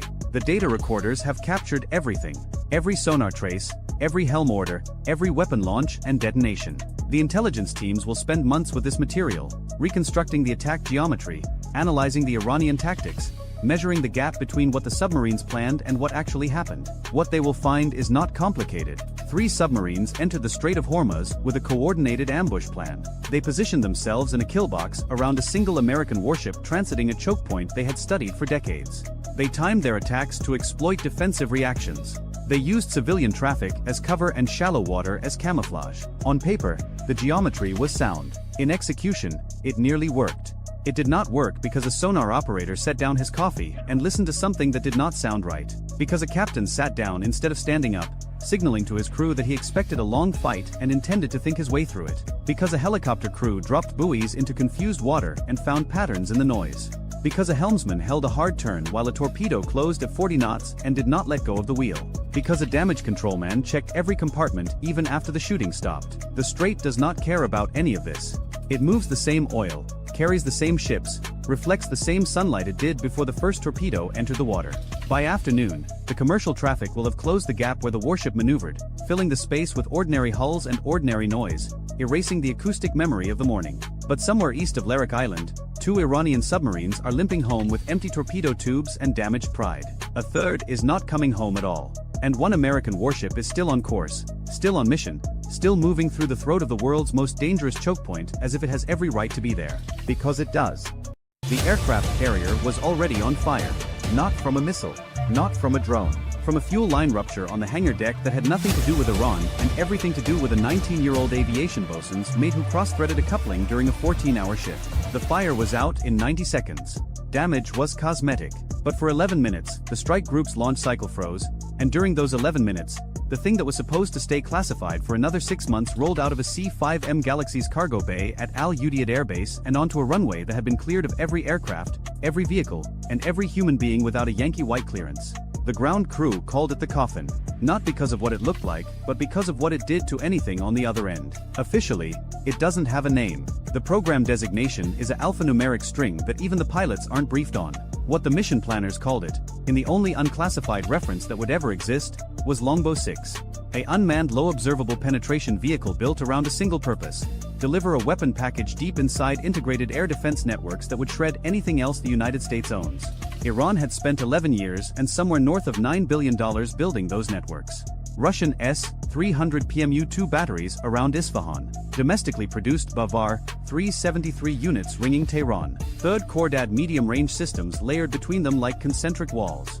And in the gaps, hundreds of mobile short-range systems, Tor M1 vehicles bought from Moscow before the sanctions bit, and Iranian-built Arayad systems that nobody in Western intelligence had fully characterized because Tehran had never turned them on during an exercise long enough for the satellites to map their full capability. The Pentagon had war-gamed a strike on Iran's nuclear enrichment infrastructure every year since 2007.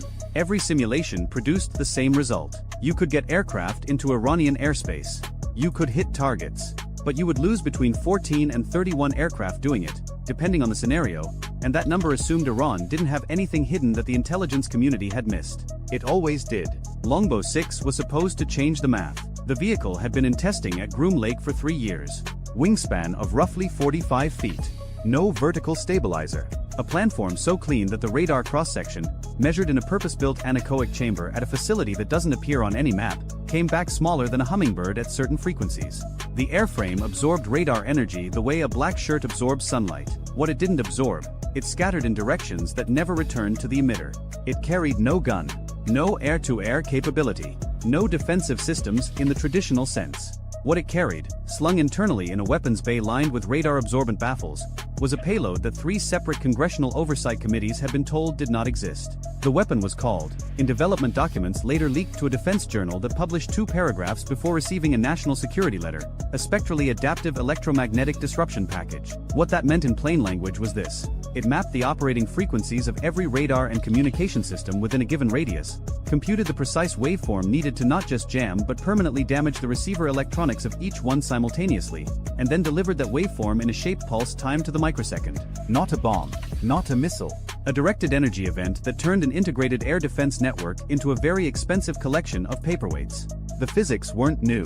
The concept of burning out radar receivers with targeted electromagnetic energy dates back to the late Cold War. What was new was the ability to do it to dozens of systems operating on different frequency bands at the same time, from a single airborne platform, without the platform being detectable before, during, or after the pulse.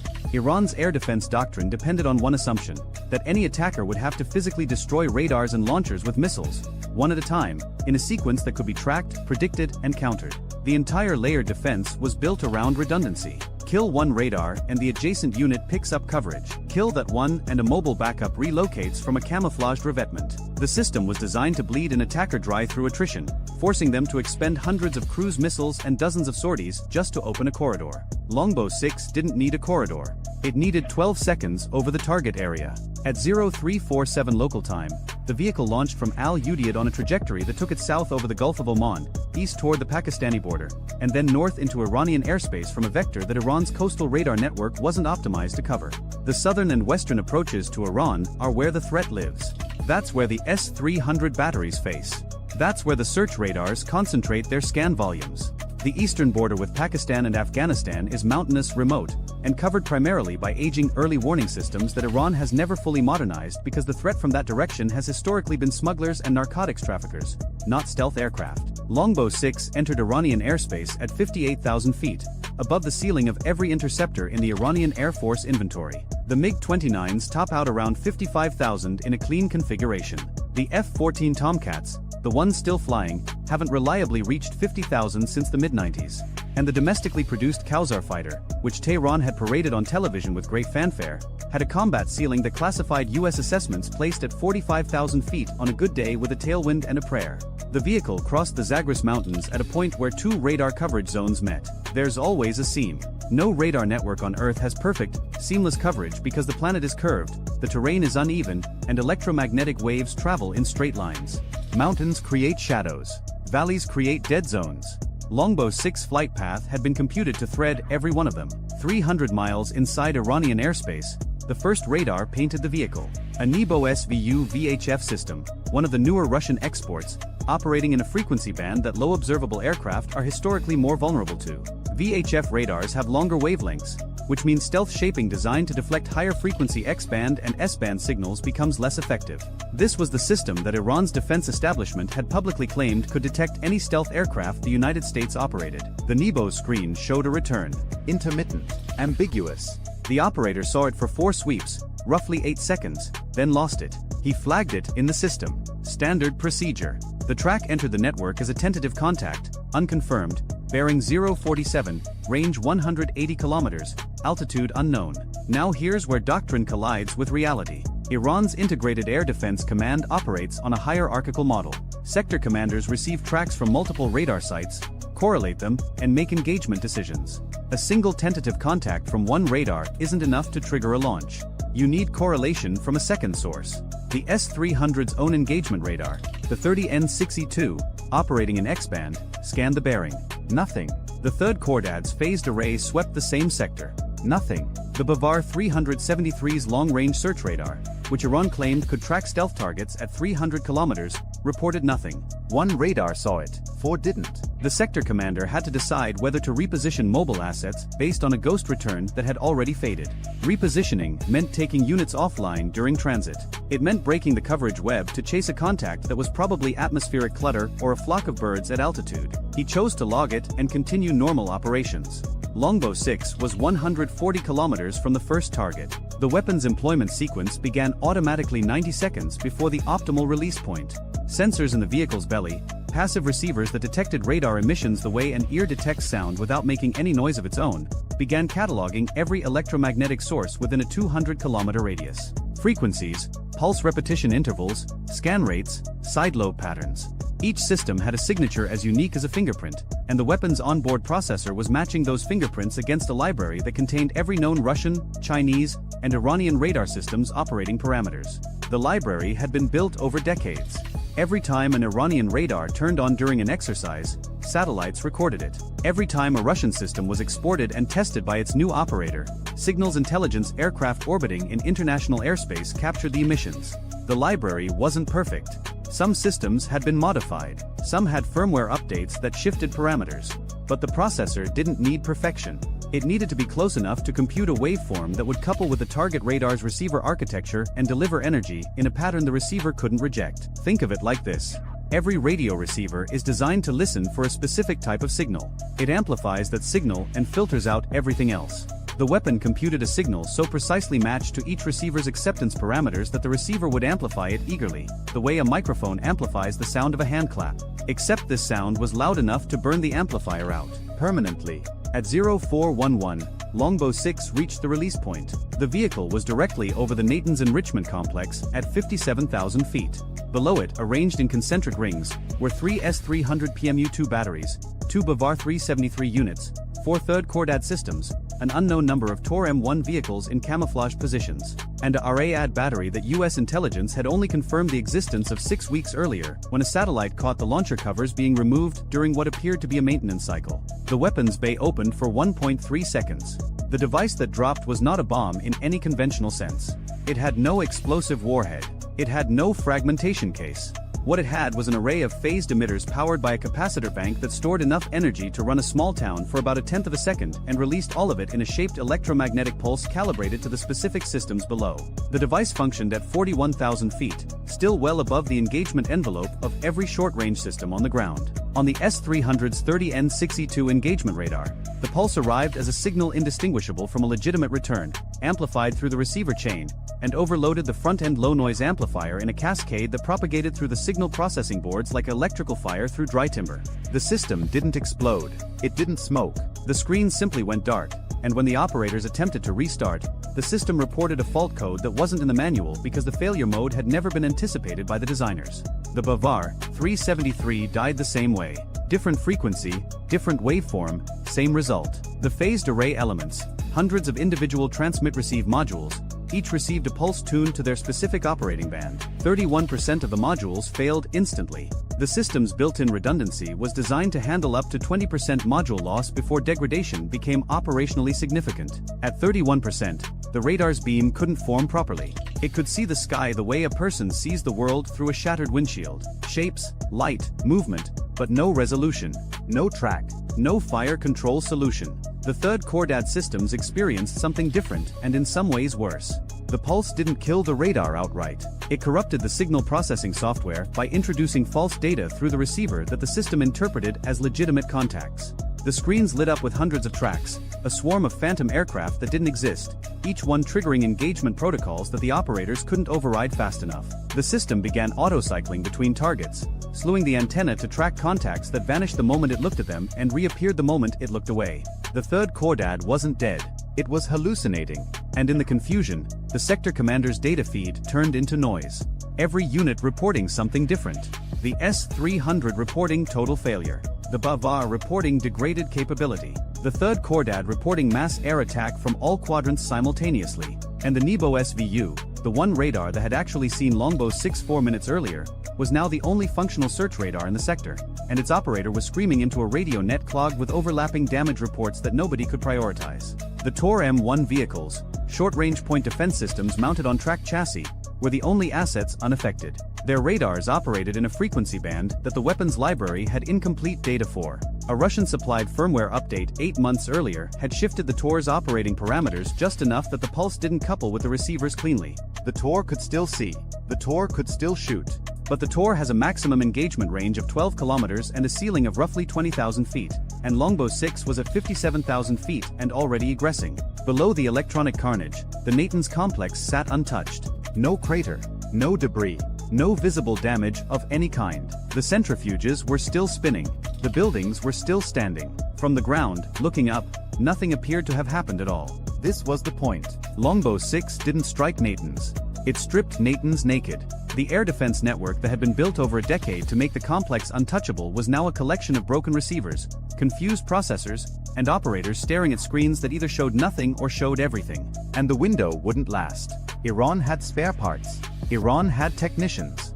The S-300's receiver modules could be replaced in somewhere between 12 and 72 hours depending on supply chain status.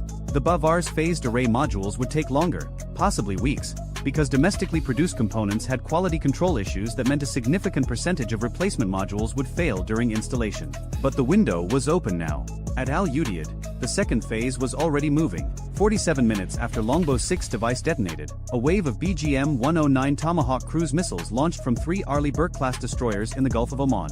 The missiles flew a southern route, hugging terrain through Balochistan, entering Iranian airspace through the same eastern corridor that Longbow 6 had used. They carried Broach warheads, a dual-stage penetrator designed to punch through hardened concrete and detonate inside buried structures. Their targets were not the centrifuge halls. Those were too deep, too hardened, and the Tomahawk's warhead wasn't heavy enough to reach them.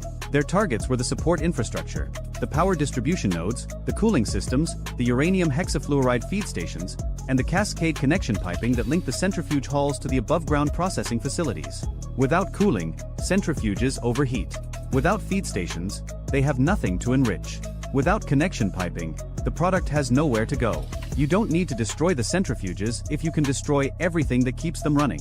The Tomahawks entered the degraded air defense zone at 550 miles per hour and 50 feet above the terrain. The S-300 couldn't see them because the S-300 couldn't see anything. The Bavar's fragmented array detected 3 of the 47 missiles but couldn't generate a fire control solution because the beam couldn't focus.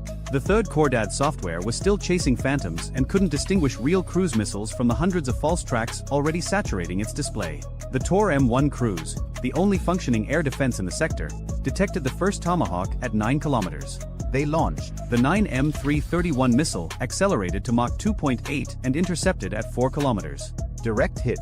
The Tomahawk disintegrated in a fireball that the Tor's crew celebrated for approximately 3 seconds before the second Tomahawk passed 400 meters to the south, below the Tor's minimum engagement altitude, and impacted the primary electrical substations serving the enrichment complex. The lights at Natanz went out. A second Tor crew engaged 2 more Tomahawks and killed one.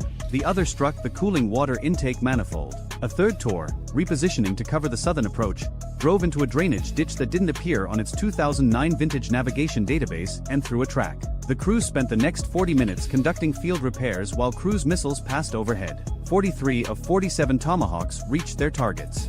4 intercepted by Tor systems. 0 intercepted by any other air defense asset in the sector.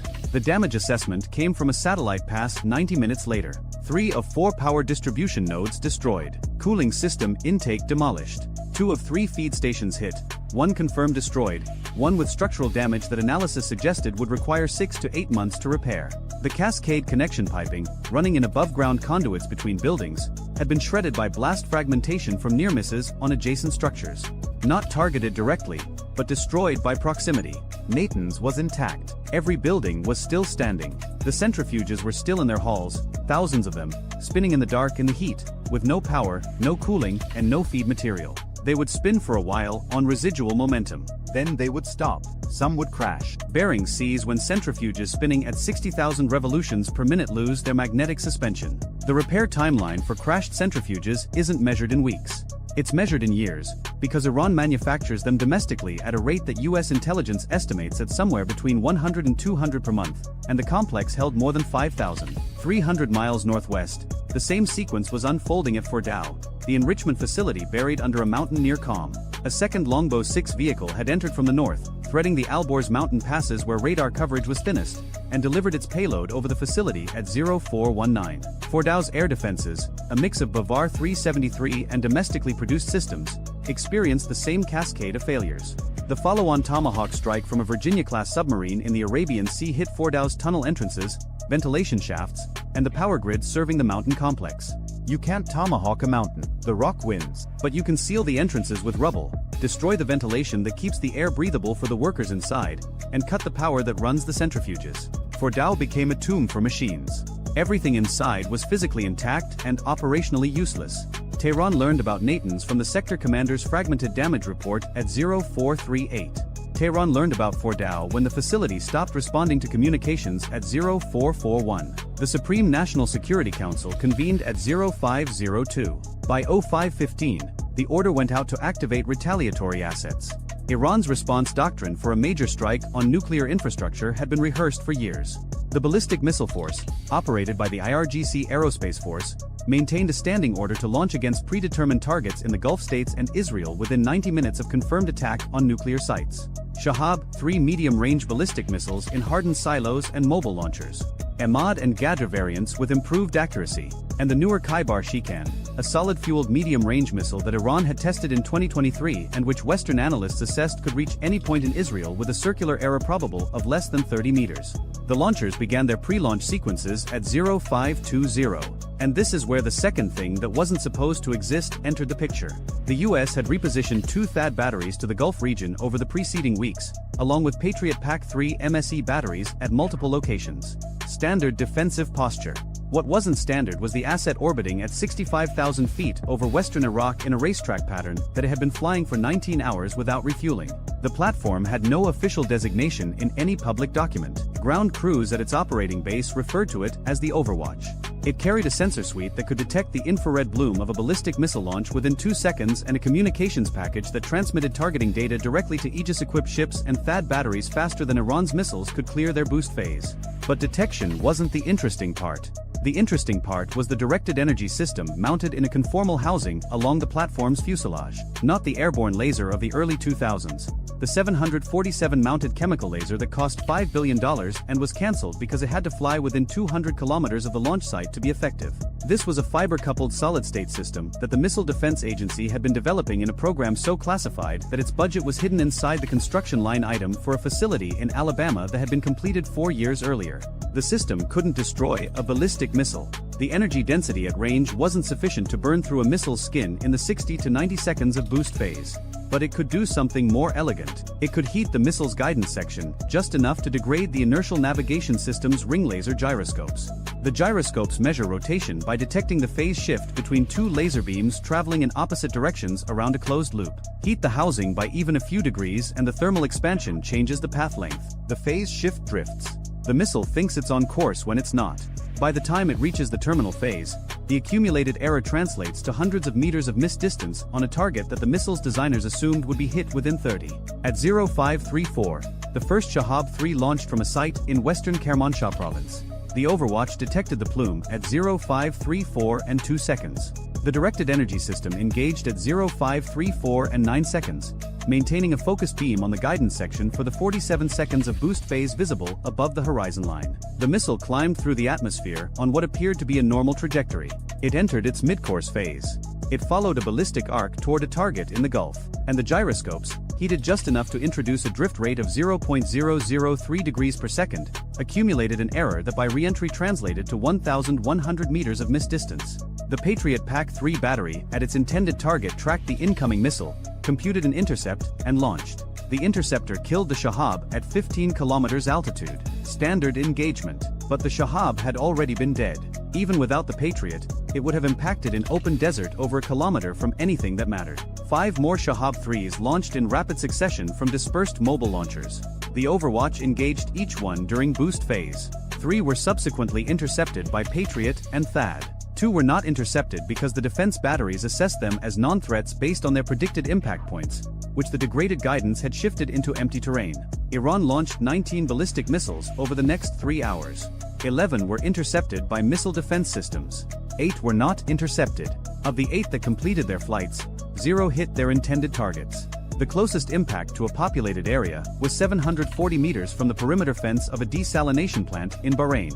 The farthest was 6 kilometers into the empty quarter of Saudi Arabia, where it created a crater that would eventually be discovered by a Bedouin herder who would assume it was an old ordnance test.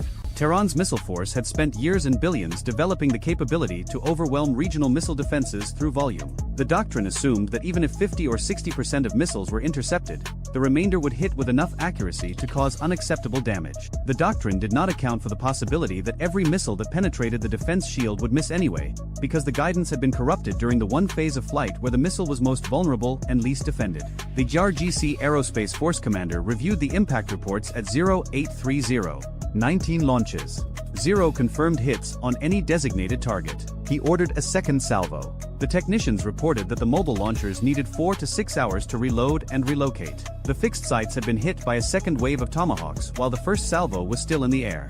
By noon, Iran's ballistic missile force had expended its ready inventory of medium-range missiles and achieved nothing. The air defense network around its most critical nuclear facilities was inoperable. The enrichment infrastructure at Natanz and Fordow was functionally destroyed without a single bomb having penetrated the actual centrifuge halls. And somewhere over Iraq, an aircraft that Iran's intelligence services had no knowledge of was still circling, waiting for the next launch that wouldn't come.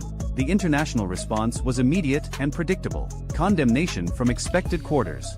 Backchannel communications through Oman. Oil futures spiked 14% at opening and then settled to 8% by close as the market realized the Strait of Hormuz was still open and Iran's retaliatory capability appeared to have been a fraction of what everyone had assumed. The classified after-action review, which would eventually be briefed to the president and a total of 11 other people, contained one assessment that the participants would later describe as the most significant conclusion. The operation had demonstrated that the United States possessed the capability to suppress a peer-level integrated air defense network, strike-hardened infrastructure, and defeat a ballistic missile counterattack simultaneously, without a single manned aircraft entering contested airspace and without a single American service member being placed at risk.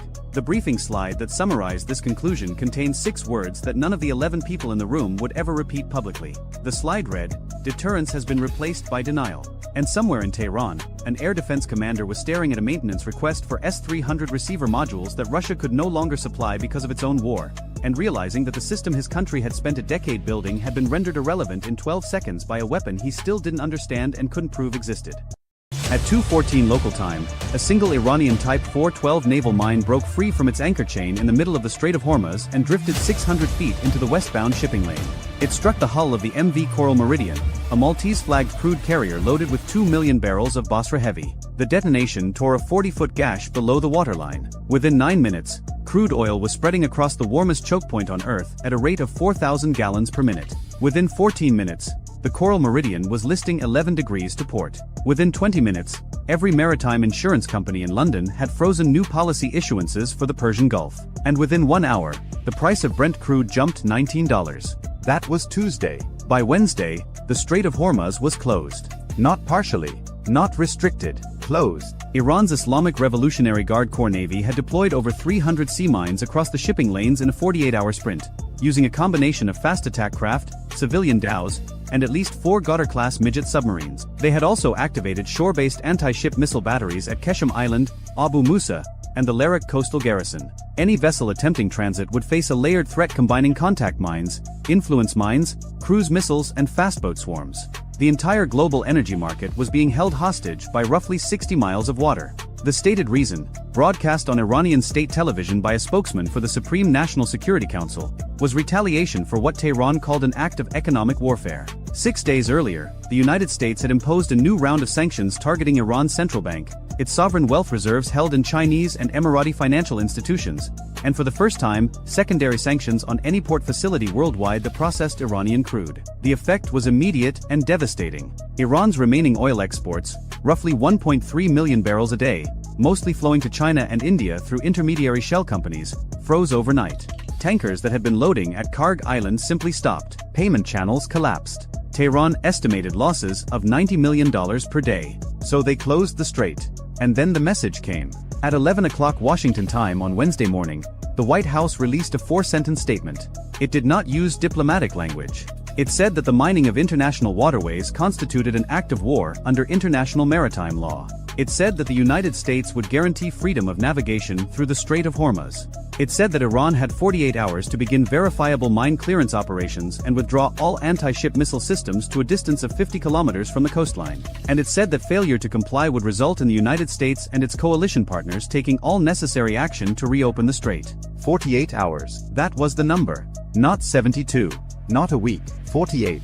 Tehran's public response arrived in under an hour. The Supreme Leader's office issued a statement calling the ultimatum an act of arrogance that would be met with fire. The GRGC Navy commander went on television and said that any American warship entering the strait would be sent to the bottom. Social media accounts linked to the Basij militia began posting coordinates of American bases in the region with targeting overlays. The rhetoric was loud. The rhetoric was expected. But 600 miles to the south, at the Combined Air Operations Center at Al Udeid Air Base in Qatar, the rhetoric was irrelevant. What mattered was the clock. 48 hours. And the first 12 were already gone. At Al Udeid, the air tasking order for what was being called Operation Bright Horizon was already on its 3rd revision.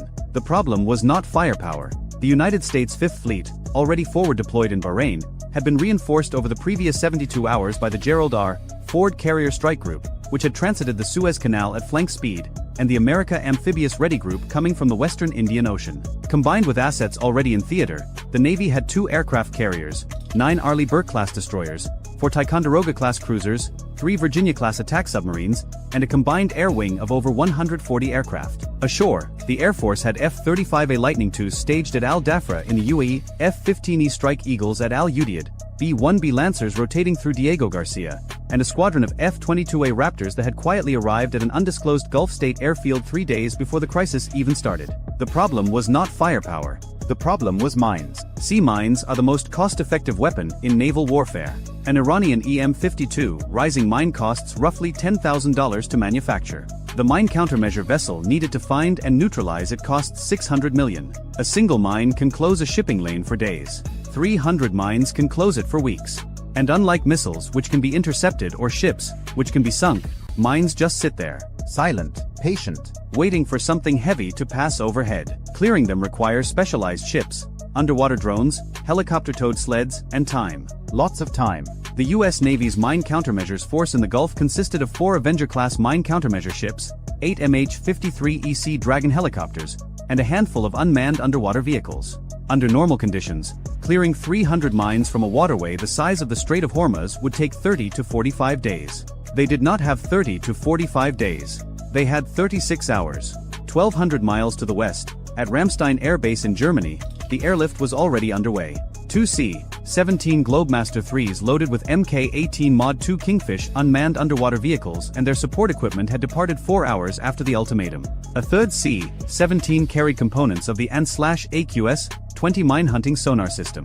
A fourth carried a Navy explosive ordnance disposal team and 60,000 pounds of expendable mine neutralization charges. All 4 aircraft were bound for Bahrain. They would arrive in 11 hours. The equipment would need 6 hours to unpack and integrate. That left 19 hours before the deadline to actually start clearing mines. 300 miles southeast of the strait, the Virginia-class submarine USS Montana was running at 400 feet, making 8 knots on a course that would bring her to the eastern entrance of the strait within 14 hours. Her mission was not mine clearance. Her mission was something much more specific, and her crew did not yet know what it was. The captain had received a fragmentary order coded Pinnacle Lightning. The full tasking would arrive in 4 hours. Until then, they waited. At Bandar Abbas, the largest Iranian naval base on the Gulf, the IRGC Navy was not waiting. They were reinforcing. Commercial satellite imagery captured by Planet Labs at 9:47 local time showed 11 fast attack craft being loaded with what imagery analysts at the National Geospatial Intelligence Agency identified as C-802 anti-ship cruise missiles. Each of those missiles carried a 365-pound warhead and had a range of 75 miles. 11 boats, each carrying 2 missiles. 22 missiles that could be launched from small, fast, difficult-to-track platforms dispersed along hundreds of miles of coastline. A single C-802 had crippled the Israeli corvette Hanit in 2006. 22 of them, fired in a coordinated salvo, could overwhelm the defenses of a destroyer. But the fast boats were only one layer. At Jask, 190 miles east of the strait, Iran had positioned its newest coastal defense system, the Khaliji-Fars ballistic anti-ship missile. This was a weapon the Pentagon had been watching for years. A modified Fateh 110 short-range ballistic missile with a terminal guidance seeker designed to hit moving ships. It came down at Mach 3 from the upper atmosphere, giving defenders seconds to react. Each launcher carried 2 missiles. Satellite imagery showed 4 launchers, meaning 8 missiles. The system had never been used in combat. Nobody wanted to find out if it worked the way the Iranians claimed it did. They were about to find out anyway. At 6:30 Wednesday evening, 20 hours into the countdown, the Combined Force Commander at 5th Fleet Headquarters in Bahrain held a video teleconference with CENTCOM in Tampa, the Joint Staff at the Pentagon, and the White House Situation Room. The plan that emerged had 4 phases and 0 margin for error. Phase 1 was suppression. Before a single mine could be cleared, the anti-ship missile threat had to be destroyed. Every known coastal defense site, every mobile launcher hide, every fastboat pen along the Iranian coast from Jask to Bushehr would be hit simultaneously. The Air Force would handle fixed sites with standoff weapons. The Navy would handle mobile targets and pop-up threats. Cyber Command would handle something else entirely. Phase 2 was clearance. The moment air superiority was established over the strait, mine countermeasure assets would begin sweeping a 6-mile-wide safe corridor through the densest minefields. MH-53E helicopters towing Mk-105 magnetic influence sweep sleds would handle the influence mines. Avenger-class ships using hull-mounted sonar would locate contact mines for EOD divers and UUVs to neutralize. The timeline for opening a single safe lane was estimated at 12 to 16 hours after clearance began. Phase 3 was escort. Once the corridor was open, a continuous naval escort operation would guide commercial vessels through the strait under the protective umbrella of Aegis-equipped warships. Phase 4 did not have a name on the briefing slide. It was listed only as contingency. Everyone in the room knew what it meant. If Iran escalated beyond the strait, if missiles started flying at bases or allies, the target list expanded to include Iran's integrated air defense network, its ballistic missile infrastructure, and its command and control nodes. Phase 4 was a regional war. Nobody wanted Phase 4. At 10:15 Wednesday night, 28 hours before the deadline, something changed. An RC-135 Rivet joint electronic surveillance aircraft orbiting at 34,000 feet over the Gulf of Oman detected an unusual communications pattern. Iranian military radio traffic, which had been running at roughly 4 times its normal volume since the crisis began, suddenly dropped. Not gradually, not in stages. It dropped by 80% in under 6 minutes. To a signals intelligence analyst, sudden communications silence means one of two things.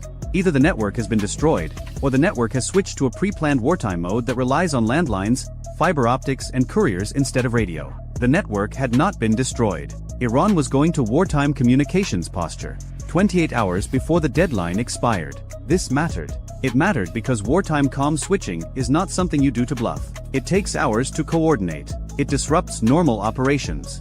You only do it when you believe combat is imminent and you want to deny the enemy signals intelligence.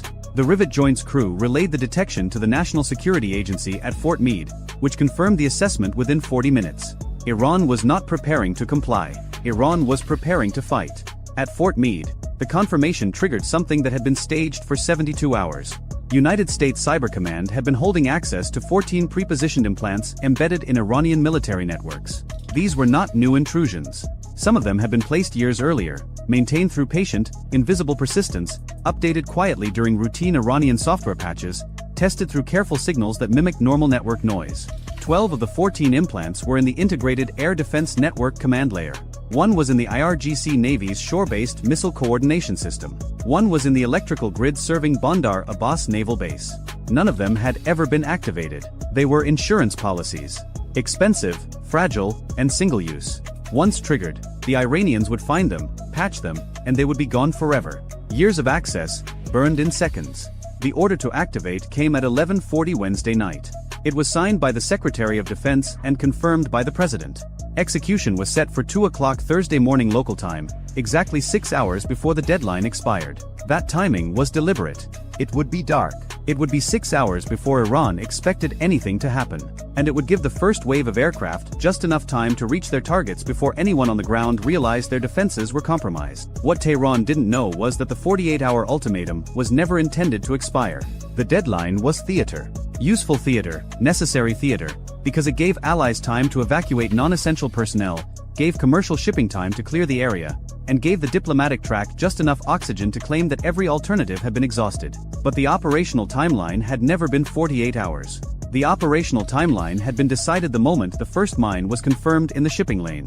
The only variable was how long it took to move assets into position. By Wednesday night, they were in position. 190 miles to the east, at Jask, the 4 Khaliji Fars launchers were being loaded onto their transport erector vehicles for dispersal. Iranian doctrine called for mobile launchers to relocate every 4 to 6 hours to avoid being caught by satellite surveillance. The launchers had been photographed at their garrison at 2 p.m. By midnight, they would be gone, scattered along 80 miles of coastline, hidden under bridges, in warehouses, in the shadows of apartment buildings. Finding them after dispersal would require persistent drone surveillance and real-time intelligence that might or might not be available. The strike planners at Al-Udeid knew this. The Jask launchers had to die in their garrison before they moved. That meant the timeline just got 6 hours shorter. At 11:50 p.m. Wednesday, a pair of B-2A Spirit stealth bombers passed south of Diego Garcia heading north. They had launched from Whiteman Air Force Base in Missouri 17 hours earlier, refueled twice over the Atlantic, once over the Indian Ocean, and were now entering their pre-strike holding pattern.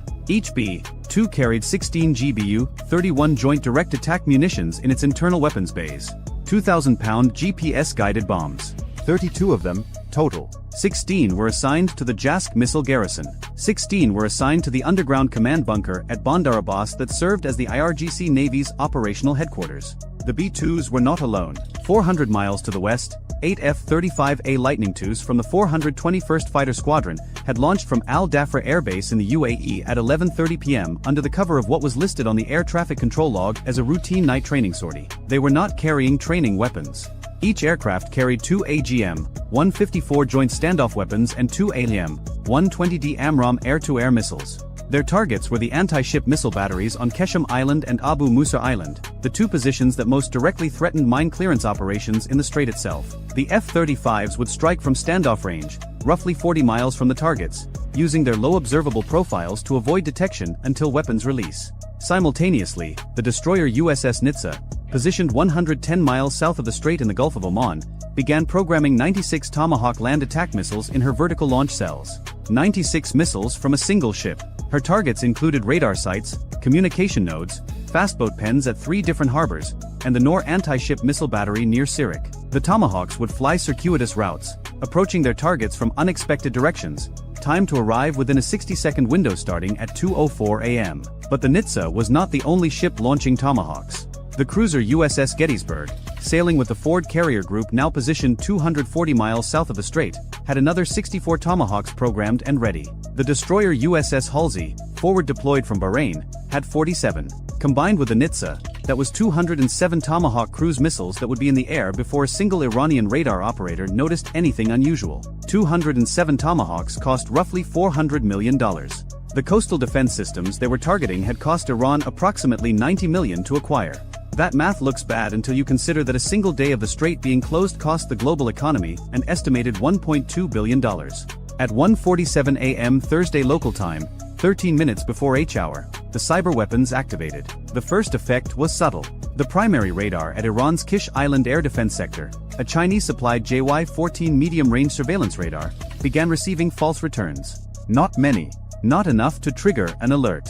Just enough to place Phantom aircraft tracks 80 miles south of their actual position. The radar operators saw what they expected to see, American aircraft flying patrol patterns in international airspace. They did not see the 8 F-35s that were now 70 miles closer than any Iranian sensor indicated. The second effect was less subtle. At Bandar Abbas Naval Base, the electrical grid serving the port facility and the adjacent IRGC Navy headquarters experienced a cascading voltage irregularity. It lasted 9 seconds. When power returned, the shore-based missile coordination network needed 4 minutes to reboot. 4 minutes during which no launch order could be transmitted to the fast attack boats already dispersed along the coast. 4 minutes was a long time. The third effect was invisible. Deep inside the Integrated Air Defense Command Network, the software that managed threat prioritization and engagement sequencing had been modified. Iranian surface-to-air missile batteries would still function. They would still track targets. They would still fire.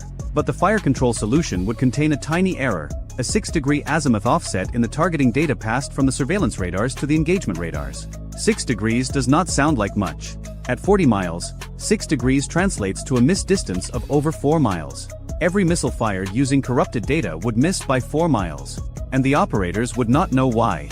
At 2 a.m. exactly, the B-2s opened their bomb bay doors. 32,000 feet above the Jask missile garrison, the first B-2 released 8 GBU-31s in a 4-second sequence. Each bomb separated cleanly, its GPS-aided inertial navigation system locking onto coordinates that had been updated 17 minutes earlier by a Global Hawk surveillance drone orbiting at 58,000 feet. The bombs fell for 41 seconds. In those 41 seconds, the 4 Khaliji Fars launchers sat on their transport vehicles, engines warming, preparing to disperse. The drivers had been told to move at 2:15 a.m. They were 15 minutes from safety. The first bomb struck the vehicle maintenance building adjacent to the launcher parking area. The blast wave knocked 2 of the transport vehicles onto their sides. The second and third bombs hit the road leading out of the garrison, cratering it in 2 places and blocking the only exit. The 4th through 8th bombs walked across the launcher positions themselves. The Khaliji Fars missiles carried solid rocket fuel. When the 2,000-pound warheads detonated among them, the secondary explosions were visible from 20 miles away. In 11 seconds, Iran's most advanced anti-ship ballistic missile capabilities ceased to exist. The second B-2 hit the Bandar Abbas command bunker 90 seconds later. The bunker was hardened, built into a hillside with reinforced concrete rated to withstand conventional munitions. The B-2 dropped its 16 bombs in 2 waves of 8, walking them across the same impact point. The first 8 cratered the surface and stripped away the overburden. The second 8 penetrated into the compromised structure. Post-strike assessment would later show that the command center was not destroyed, but it was knocked offline for over 9 hours. During those 9 hours, the IRGC Navy fought without centralized command and control. Every boat, every battery, every unit was on its own. And then the Tomahawks arrive. At 2:04 a.m., the first wave of cruise missiles crossed the Iranian coastline at 480 miles per hour, flying at altitudes between 50 and 100 feet. They came from 3 directions. From the south, the Nitz's missiles hit Keshem Island and the eastern approaches. From the southwest, the Gettysburg's missiles struck targets along the coast between Bandar Lenja and Sirik. From the southeast, the Halsey's missiles came in over the Gulf of Oman and struck Jask's remaining infrastructure and the early warning radar at Shabahar. On Keshem Island, the C-802 battery positions that the F-35s had not already destroyed received 12 Tomahawks in a single minute. The missiles arrived in pairs, 2 per target, with the second missile timed 30 seconds after the first. The first missile destroyed or suppressed the target. The second missile ensured it. Iranian soldiers who survived the strikes later described the sound as continuous thunder that did not stop. At Abu Musa Island, the garrison received 8 Tomahawks and 4 AGM-154 joint standoff weapons from the F-35s. The island's anti-ship capability consisted of 2 C-802 launchers and a single Chinese-made HQ-7 short-range air defense system. The HQ-7 actually fired. It launched 2 missiles at incoming Tomahawks and hit one out of 207.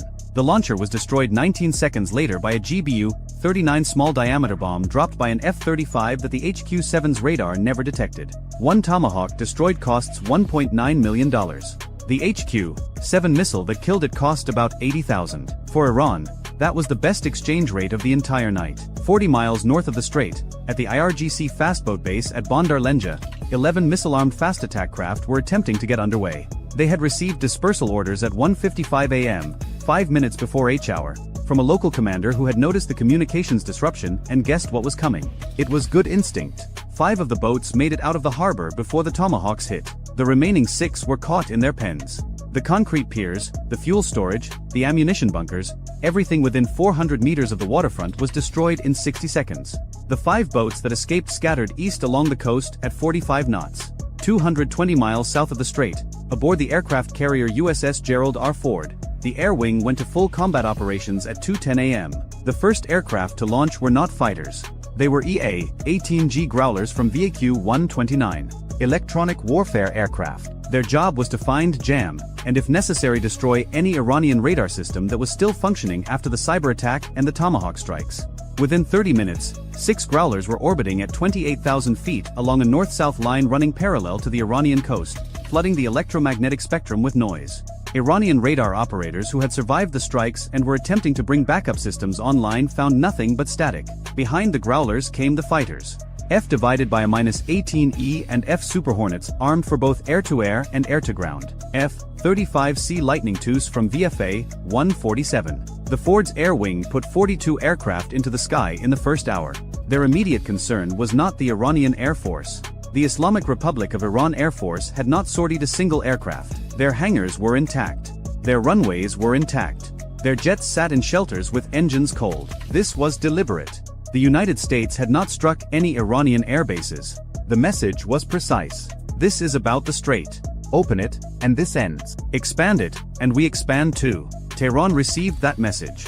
The jets stayed on the ground. That decision, made by someone in Tehran whose name may never be known, probably prevented the conflict from becoming a full-scale war.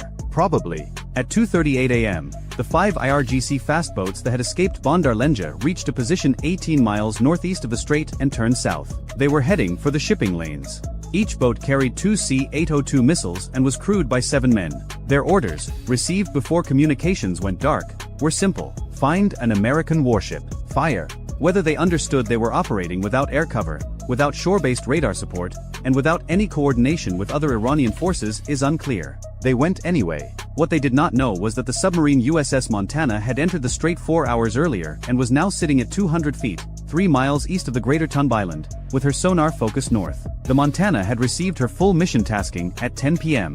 She was there specifically for this. For the fast boats. Her and /BQQ-10 sonar suite could detect the high-speed propeller cavitation of fast attack craft at ranges exceeding 20 miles. She heard them the moment they turned south. The Montana did not have authorization to engage with torpedoes. Killing the boats was not her job. Finding them was. She transmitted their positions via the underwater communication system to the Ford Carrier Group in a burst that lasted 1.3 seconds.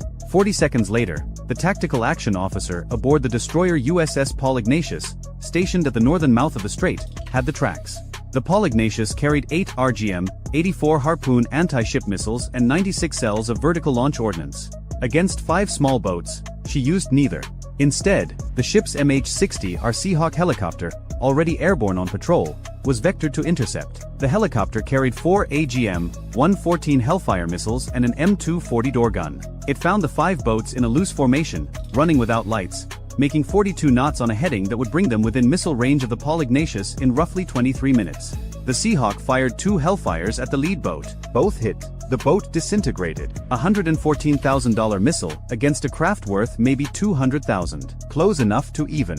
The 4 remaining boats split.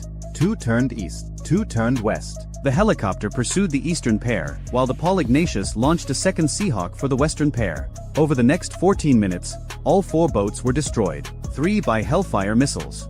1 by 30mm cannon fire from the second helicopter. Not a single C-802 was launched. 35 Iranian sailors died in those 14 minutes. They had never seen the ships they were trying to attack. In those same 14 minutes, mine clearance operations began. The 4 Avenger-class minesweepers had been holding position 12 miles south of the strait, waiting for the word. At 2:50 a.m., with the immediate anti-ship threat suppressed, they advanced into the eastern approach channel at 6 knots.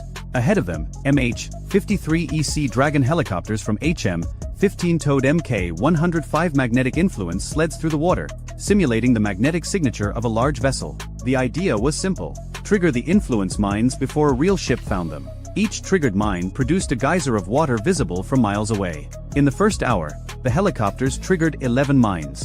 11 down. Roughly 289 to go. Simultaneously, the Kingfish UUVs that had arrived from Ramstein were deployed from a support vessel at the western approach. These autonomous underwater drones used side-scan sonar to map the seabed and identify mine-like objects, then transmitted the coordinates to EOD teams following behind. The Kingfish drones worked slowly. Each one could survey roughly 1 square mile per hour. The strait's shipping lanes covered approximately 42 square miles. The math was not encouraging. At 4:15 a.m., roughly 2 hours into the operation, Iran responded. Not with missiles. Not with boats. With mines. 2 Goddard-class midget submarines, each roughly 120 feet long and carrying a crew of 18, had been lying on the bottom of the strait in 40 meters of water since Monday. They had not moved. They had not transmitted. They had been invisible. Now they began deploying additional mines directly into the clearance corridor. The first indication came when a Kingfish UUV detected a mine that had not been on the previous scan pass. Then a second. Then a third. Someone at the Mine Warfare Command Center aboard the USS Lewis B. Puller did the math and realized that the minefield was growing faster than they were clearing it. That realization landed on the Combined Force Commander's desk at 4:22 a.m. Finding a midget submarine in shallow, warm water cluttered with shipwrecks, pipelines, and natural formations is one of the hardest problems in naval warfare. The Goddard-class boats were diesel-electric, nearly silent on battery power, and small enough to hide behind geological features. The Montana could hear fast boats from 20 miles away. A quiet submarine sitting on the bottom at 40 meters might as well not exist. But the Navy had something for this.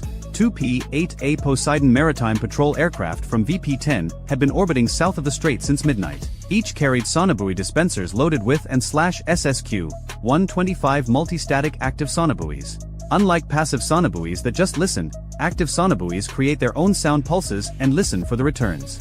They do not wait for the submarine to make noise. They find it anyway. The trade-off is that the submarine knows it is being hunted. At this point, subtlety was no longer a priority. At 4:31 a.m., the 2 P-8s dropped a pattern of 64 sonobuoys across the central strait. The acoustic coverage was dense enough to detect an object the size of a refrigerator. A Goddard-class submarine is considerably larger than a refrigerator. The first submarine was detected at 4:38 a.m., sitting on the bottom 2.7 miles north-northwest of the clearance corridor. It was not moving. The P-8 dropped a Mk-54 lightweight torpedo. The torpedo entered the water, acquired the contact, and detonated against the submarine's hull at 4:39 a.m. There were no survivors. The second submarine heard the detonation and did something its crew probably knew was futile. It started its engines and ran. At 8 knots, heading east, trying to escape into deeper water. The noise gave it away instantly. The second P-8 dropped to Mk-54 at 4:44 a.m. The torpedo hit the submarine at 4:45 a.m. 18 more men gone. A Goddard-class submarine costs approximately $40 million to build. A Mk-54 torpedo costs roughly $700,000. 2 torpedoes, $1.4 million. 2 submarines, $80 million. The exchange rate was not in Iran's favor. With the submarine threat neutralized, mine clearance accelerated. By 6 a.m. Thursday, 4 hours into the operation, 38 mines had been swept or neutralized. By 9 a.m., the number was 71. By noon, it was 112. The pace was increasing as crews developed better understanding of Iranian mine-laying patterns. The mines were not randomly distributed. They had been placed along predictable lines designed to cover the shipping lanes at regular intervals. Once you found the pattern, you knew where to look next. At 11 a.m. Thursday, exactly 12 hours before the original deadline expired, the Combined Force Commander declared a safe corridor through the strait. It was narrow, 600 meters wide and 31 miles long. It was not a permanent solution. It was a keyhole, but a keyhole was enough. At 11:47 a.m., the first vessel transited the corridor. It was not a warship. It was not a tanker. It was the container ship MSC Aurora, Panamanian flagged, carrying 14,000 shipping containers from Singapore to Rotterdam. She was escorted by the destroyer USS Fitzgerald on her port side and the British frigate HMS Richmond on her starboard side. Both warships had their Phalanx close-in weapon systems active, their electronic warfare suites radiating, and their crews at general quarters. The transit took 2 hours and 14 minutes. The MSC Aurora's master later described it as the most stressful transit of his 30-year career. But she made it through. Behind her, 16 more vessels were queued. Commercial satellite imagery showed another 43 anchored at Fujairah, waiting. At 1 p.m. Thursday, Iranian state television broadcast a statement from the Supreme National Security Council. It did not mention the word surrender. It did not mention the word defeat. It said that Iran had demonstrated its ability to close the strait and would do so again if provoked. It said that mine clearance was a violation of Iranian sovereign waters. It said many things. But buried in the 7th paragraph was a single sentence stating that the IRGC Navy had been ordered to cease offensive operations in the Strait of Hormuz pending a review of the military situation. That sentence was the white flag, written in bureaucratic Persian and buried where they hoped nobody would notice. By Thursday night, mine clearance operations had expanded the safe corridor to 2 miles wide. American, British, French, and Australian minesweepers were working side by side. The Royal Navy had dispatched the Hunt-class mine countermeasure vessels HMS Ledbury and HMS Penzance from Bahrain. The French frigate Alsace had arrived to provide air defense coverage. The Australians sent a P-8 from their detachment in the UAE. The cost accounting, when someone eventually did it, was staggering. The United States had expended 207 Tomahawk cruise missiles, 32 DAMs, 16 joint standoff weapons, 12 small diameter bombs, 11 Hellfire missiles, 2 lightweight torpedoes, and approximately 40,000 pounds of miscellaneous ordnance. Total munitions cost was estimated at $480 million. Aircraft operating costs, ship operating costs, and logistics for the 48-hour operation added another $300 million. The cyber implants that had been burned were valued internally at an estimated program cost of $1.2 billion over the 6 years they had been developed and maintained. Total cost to the United States, approximately $2 billion. Iran's losses included 4 Khaliji Fars ballistic anti-ship missile launchers, 11 coastal defense C-802 batteries, 6 fast attack craft destroyed in port, 5 at sea, 2 Goddard-class submarines, its IRGC Navy headquarters offline for 9 hours, 60% of its Gulf-facing radar infrastructure, and its mine capability in the strait reduced by 112 weapons. With clearance operations continuing. Estimated replacement cost for Iran, $6 to $8 billion and 4 to 7 years. The global economy had lost an estimated $9 billion during the 3 days the strait was fully closed. Oil prices, which had spiked $31 per barrel, dropped $18 within 6 hours of the first successful transit and another $9 over the following 48 hours. The Strait of Hormuz carries roughly 21 million barrels of oil per day. That is 21% of global petroleum consumption. It is the single most important maritime choke point on Earth. Iran had closed it with 300 mines that cost a combined total of roughly $3 million. $3 million held the world economy hostage for 72 hours. That is a return on investment that no weapons system in history has ever matched. And somewhere in Tehran, someone was already ordering 300 more. If you enjoyed this video, check out our other video on what would happen if Iran sank a US aircraft carrier in the Persian Gulf. Bye for now. At 0342 local time, a Tomahawk Block V cruise missile crossed the Iranian coastline at 550 miles per hour, 50 feet above the salt flats south of Bandar Abbas. It was the first of 47 launched from the USS Gettysburg, a Ticonderoga-class cruiser positioned 340 nautical miles southwest in the Gulf of Oman. The missile's terrain-following radar painted the ground ahead like a blind man reading Braille at highway speed, adjusting altitude 40 times per second to hug the earth beneath Iranian air defense coverage. The Tomahawk costs $2.1 million. The target it was aimed at, a hardened aircraft shelter at Bandar Abbas Air Base, cost Iran $180,000 to build in 1987. The math would have been funny if 12 more weren't already in the air behind it. What the cruise missile didn't know, what the mission planners aboard the Gettysburg couldn't have known, was that the shelter had been empty for 9 days. The Su-35 that was supposed to be inside had been towed to a dispersal site 14 kilometers north, parked under camouflage netting between 2 apartment buildings in a residential district. The Iranians had stopped trusting their hardened shelters the day American satellites started counting shadows. The Tomahawk flew for another 23 minutes. It threaded a valley between 2 mountain ridges, popped up to 200 feet to clear a communications tower, dropped back down, and detonated against 4 feet of reinforced concrete protecting absolutely nothing. Somewhere in Bandar Abbas, an IRGC logistics officer was probably already drafting the press release about intercepting an American cruise missile. 120 nautical miles to the north, over the Strait of Hormuz, the real problem was just getting started. An E-2D Advanced Hawkeye, call sign Overwatch, orbited at 25,000 feet with its APY-9 radar spinning lazy circles above the water. The APY-9 can track over 2,000 targets simultaneously out to 350 nautical miles. It sees everything from fishing boats to ballistic missiles and sorts them into categories the way a bouncer sorts a club line: harmless, watch closely, or call the cops. Right now it was watching something that didn't fit any category. A surface contact, radar cross-section consistent with a small fishing vessel, had been tracking northeast at 8 knots for the past 6 hours. Normal behavior for the hundreds of dhows that work these waters. Except this one had stopped 40 minutes ago. And now it was accelerating. 15 knots. 25, 40. The operator keyed his radio. Overwatch to sentry flight. Surface contact bearing 047, range 85, speed now indicating 45 knots. Classify fast attack. 45 knots from a dhow was impossible. 45 knots from a small combatant was Tuesday in the Persian Gulf. 80 nautical miles southeast. 2F divided by a -18 E Super Hornets from VFA 143, the Pukin dogs, were already turning toward the contact. They had been flying combat air patrol since 0200 bored, caffeinated, and hoping something would happen. Something was happening. Sentry Lee descended through 15,000 feet and put his APG-79 radar, an active electronically scanned array that can switch from air-to-air to air-to-ground modes faster than a pilot can blink, onto the surface.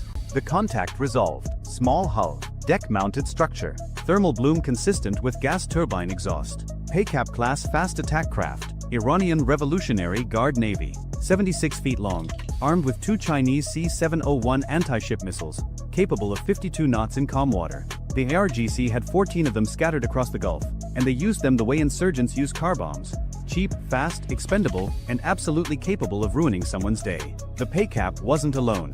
As Sentry Lead watched, 2 more thermal signatures emerged from behind a rocky outcrop on the Iranian coast. Then 2 more. 5 fast attack craft accelerating toward the Gettysburg's last known position in a spread formation designed to overwhelm point defense systems with simultaneous attacks from multiple vectors. What the Paycap commanders didn't know was that the Gettysburg wasn't where they thought it was. The cruiser had displaced 30 nautical miles west 4 hours ago, standard operating procedure after a Tomahawk launch to avoid exactly this kind of retaliation.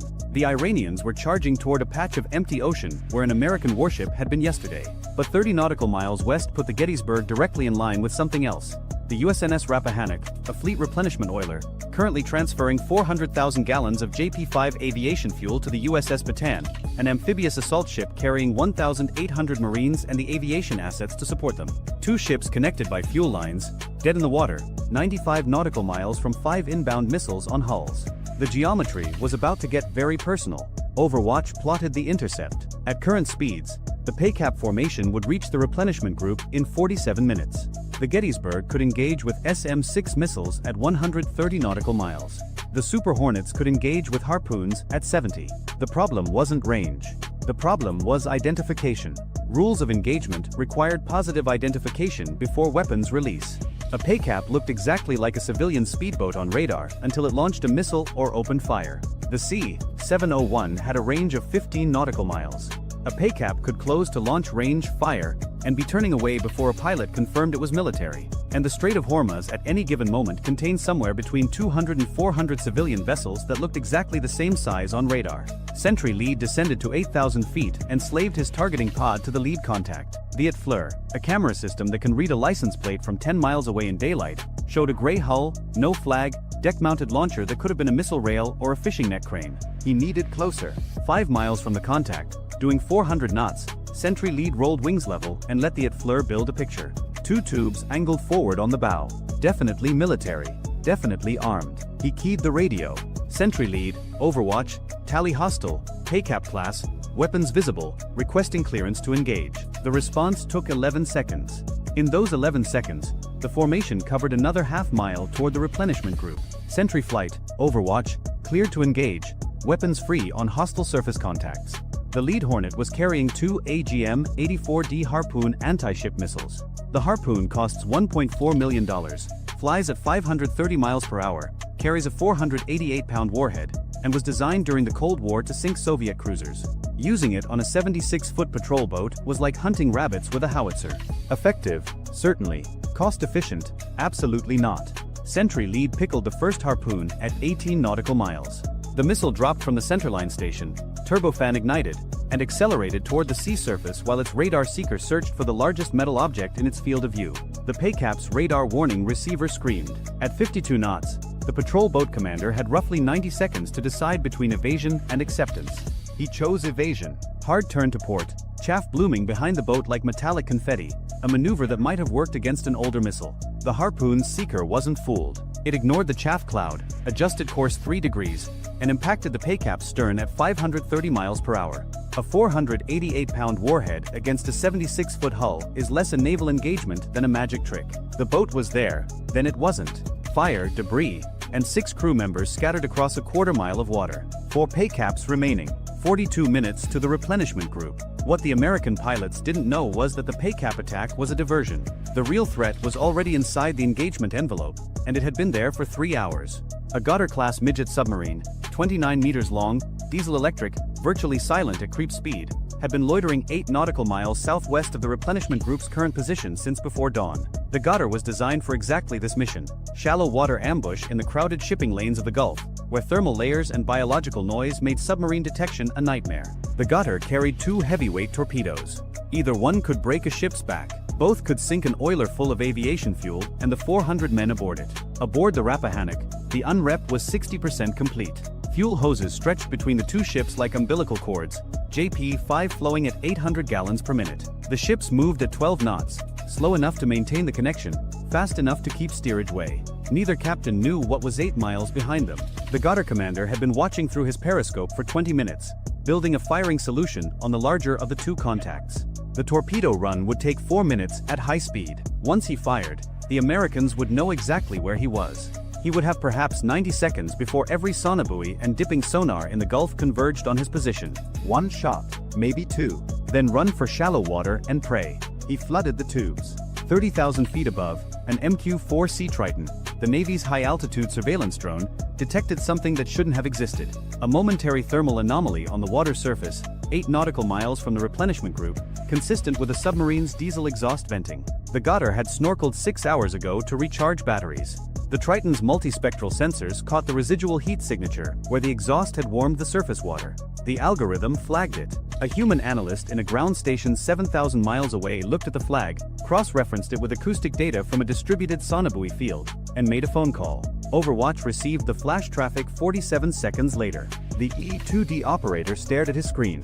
The submarine contact was behind the replenishment group, inside minimum torpedo range, positioned for an ambush shot on the oiler's vulnerable stern. The PACAPs charging from the northeast weren't the attack. They were the distraction, forcing American assets to focus north while the real threat crept in from the south. 2 problems. 1 airframe available to solve them.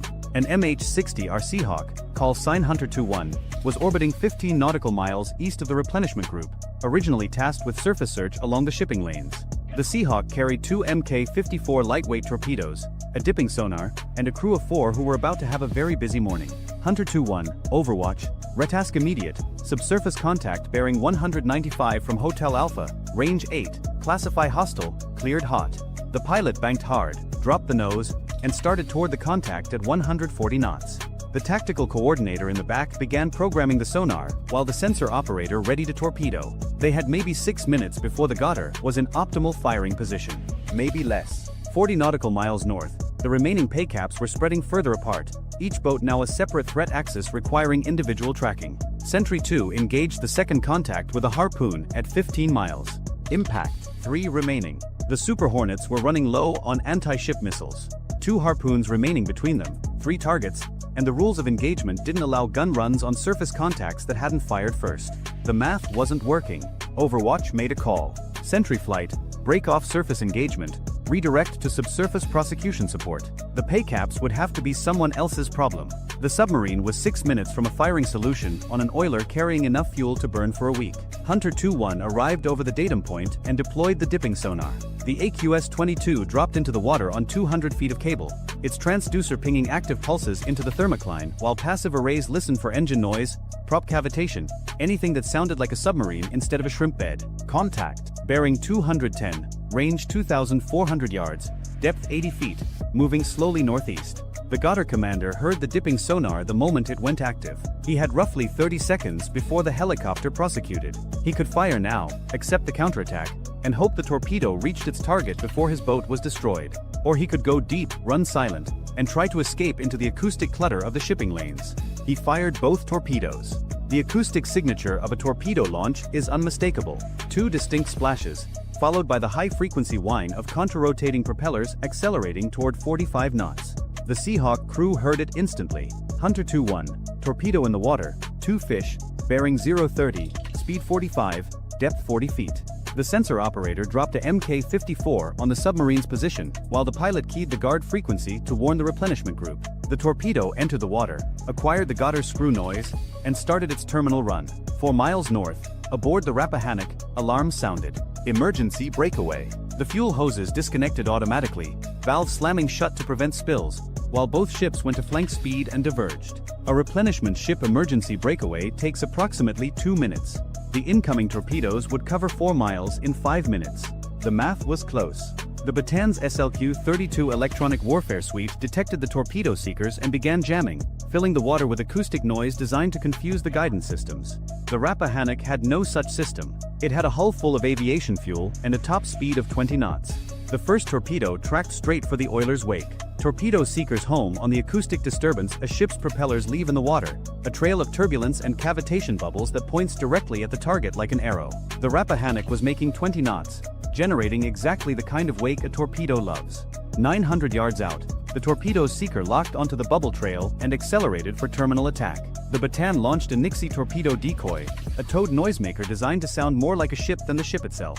It pulled away from the formation at 25 knots, trailing 500 yards behind the Batan's stern, screaming acoustic energy into the water like a drunk at a concert. The second torpedo, the one tracking the Batan, diverted. It abandoned the warship's wake and chased the Nixie, detonating 200 yards behind the decoy in an explosion that sent a geyser of water 100 feet into the air. The concussion rattled windows aboard the Batan but caused no damage. The first torpedo didn't have a decoy to chase. The Rappahannock didn't carry Nixie. It carried fuel. 400 yards. 300. The Seahawk's Mk-54 impacted the Ghadar at the same moment. The midget submarine, running shallow to escape, took a 96-pound warhead through its pressure hull. The explosion broke the boat in half. Both sections sank in water too shallow to hide them, 200 feet down, visible on sonar as 2 distinct debris fields.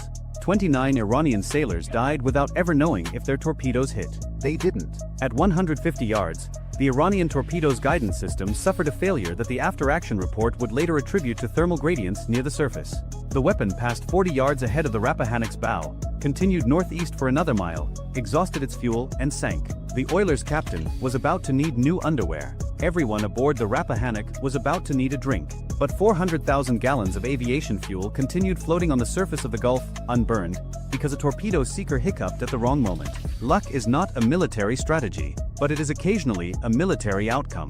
70 nautical miles to the north, the remaining 3 pay caps had closed to within 25 nautical miles of where they thought the Gettysburg was. They were still charging toward empty ocean. The Gettysburg, now fully aware of the threat, had launched 2 SM-6 missiles at the closest contact. The SM-6 is a different animal than the Harpoon. It costs $4.3 million, flies at Mach 3.5, and was designed to intercept aircraft and cruise missiles at extreme range. Using it against a patrol boat was like swatting a mosquito with a sledgehammer. But the sledgehammer was available and the mosquito was 25 miles away and carrying anti-ship missiles. The first SM-6 impacted the third pay cap in a vertical dive from 70,000 feet, converting the boat into scattered debris before the crew knew they'd been targeted. A $4.3 million missile against a $3 million patrol boat. The economics were almost reasonable, if you squinted. 2 pay caps remaining. Both had watched their formation mates disappear and decided discretion was the better part of martyrdom. They turned, went to maximum speed, and ran for Iranian territorial waters. The Gettysburg could have pursued. The ROE allowed engagement of hostile forces attempting to flee. But 2 patrol boats running home at 52 knots weren't a threat anymore. They were a message. Iran had just lost a submarine, 4 fast attack craft, and approximately 80 personnel in under 30 minutes. The Americans had lost nothing but missiles and fuel. The exchange rate was what defense analysts would later call unsustainable. 400 nautical miles to the west, in a bunker complex outside Natanz, an IRGC general was receiving real-time reports of the disaster. The pay cap attack had been his plan. The submarine ambush had been his innovation. Both had failed completely, killed everyone involved, and destroyed assets that would take years to replace. He looked at the map on his wall, the blue symbols marking American carrier positions, the red symbols marking Iranian assets that no longer existed, and began drafting a message to Tehran. The message recommended immediate cessation of naval operations in the Gulf. The message noted that American anti-submarine capabilities had proven significantly more effective than intelligence assessments predicted. The message did not mention that the general had been the one who wrote those assessments. 3 days later, the Iranian Navy pulled every remaining Ghadar submarine back to port. The pay cap fleet, now reduced by a third, was ordered to cease operations in international waters. The Strait of Hormuz remained open. Oil continued flowing to Asia and Europe at the rate of 21 million barrels per day. The entire engagement, from the first Tomahawk launch to the last pay cap fleeing for Iranian waters, had lasted 3 hours and 47 minutes. It had cost Iran 1 submarine, 4 patrol boats, and any illusion that harassment tactics in the Gulf would go unpunished. It had cost the United States approximately $18 million in missiles spent on targets worth perhaps a tenth of that value. Defense contractors in Tucson and St. Louis were probably already scheduling celebratory lunches. Aboard the Rappahannock, the crew secured from general quarters and resumed replenishment operations with the Bataan. The fuel transfer that had been interrupted by torpedo attack completed 4 hours later without further incident. The Oilers' deck log noted the event in the understated language the Navy reserves for near-death experiences. 0347 emergency breakaway due to hostile subsurface activity. 0351 torpedo passed ahead at close range. 0815 resumed unrep. The Bataan's Marines, most of whom had slept through the entire engagement in berthing compartments below the waterline, woke up to rumors about torpedoes and submarines and decided the Navy types were probably exaggerating. The Navy types decided not to correct them. Hunter 2-1 recovered aboard the Bataan with empty torpedo tubes and a crew that would be telling this story for the rest of their careers. The sensor operator who called the submarine contact would receive a Navy Achievement Medal 6 months later. The citation would note his quick reaction to developing tactical situation, without mentioning that developing tactical situation was Pentagon speak for almost got an oiler blown up. The Triton drone that detected the submarine's thermal signature continued orbiting at 55,000 feet, its cameras and sensors sweeping the Gulf with the patience of a machine that doesn't get bored, doesn't get tired, and costs $180 million to build. The algorithm that flagged the thermal anomaly would be updated the following week to improve detection of diesel submarine exhaust patterns. A programmer in San Diego added 6 lines of code and went to lunch. Somewhere in the Gulf, an Iranian rescue vessel searched for survivors from the Ghadar. They found debris, an oil slick, and no one alive. The submarine had been one of 23 in Iran's midget submarine fleet, vessels specifically designed for operations in the shallow, cluttered waters of the Gulf. 22 remained. But the commanders of those 22 now knew exactly what would happen if they tried the same tactic again. The Strait of Hormuz is 21 nautical miles wide at its narrowest point. Roughly 20% of the world's oil passes through it every day. For 3 hours and 47 minutes on a Tuesday morning, control of that passage was genuinely contested. Then it wasn't. If you enjoyed this video, check out our other video on the F-35's electronic warfare capabilities that helped shape the air battle over Iran. Bye for now. At 4:12 local time, 2 Khalid-Fars anti-ship ballistic missiles leave their transporter erector launchers from a ridgeline above Bandar Abbas and accelerate through the pre-dawn darkness over the Strait of Hormuz. Their target is 120 kilometers to the south, moving at 18 knots through international waters. It weighs 104,000 tons. It carries 90 aircraft. And it has no idea that the next 6 minutes are about to rewrite every assumption the Islamic Revolutionary Guard Corps has held about what it means to strike an American aircraft carrier. The USS Abraham Lincoln, CVN-72, is the 4th Nimitz-class carrier to rotate through the 5th Fleet area of operations this year. Her flight deck stretches 1,092 feet. Her 4 catapults can throw a 50,000-pound aircraft from 0 to 165 miles per hour in under 3 seconds. Her air wing, Carrier Air Wing 7, includes 44F divided by a -18E and F Super Hornets, 5EA, 18G Growler electronic warfare aircraft, and an assortment of helicopters and surveillance platforms that give her the ability to see, jam, and kill anything within a 500 nautical mile radius. She costs $8.5 billion. The 2 missiles heading toward her cost $3 million combined. Somebody in Tehran looked at that math and thought it was a bargain. The strike group surrounding the Lincoln is not a single ship. It is a floating fortress spread across 40 nautical miles of dark water.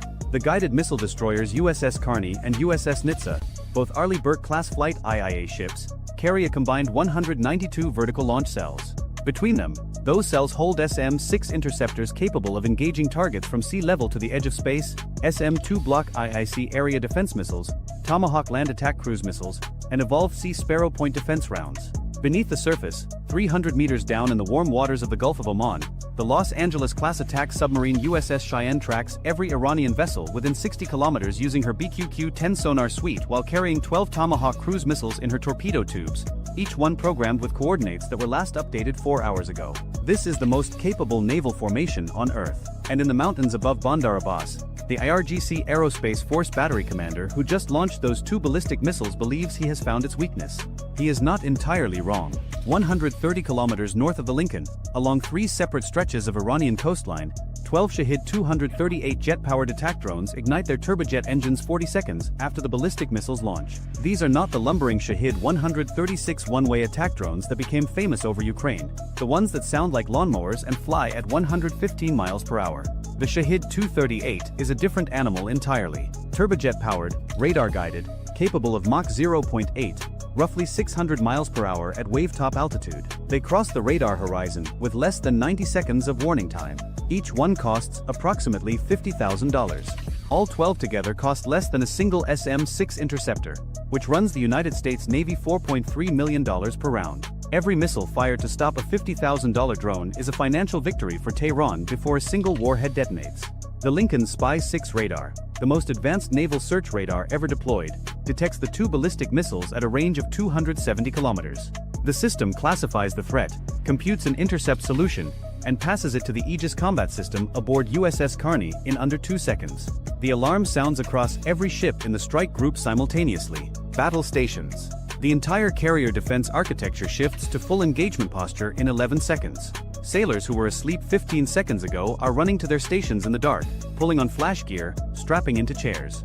USS Carney fires 2 SM-6 interceptors at the lead ballistic missile. The SM-6 is a 3,300-pound missile that accelerates to Mach 3.5, roughly 2,700 miles per hour, and can engage targets at ranges exceeding 150 nautical miles. Think of a telephone pole that steers itself through the atmosphere using an active radar seeker in its nose, hunting its target the way a flashlight finds a face in a dark room. The first SM-6 finds the lead Khalij Fars cleanly. Intercept at 60 kilometers. The ballistic missile disintegrates. Debris rains into black water that nobody will ever search. The second ballistic missile is the problem. It executes a terminal maneuver, a pre-programmed we've designed to defeat the predictive algorithms that guide American interceptors during the final phase of engagement. 2 SM-6 missiles chase it. The first loses tracking during the maneuver and self-destructs. The second detonates close enough to shred the seeker head and damage the guidance fins, but the warhead survives. The missile transitions from a guided weapon to a 1,500-pound piece of debris falling along a degraded ballistic arc, and that arc intersects the flight deck of the USS Abraham Lincoln.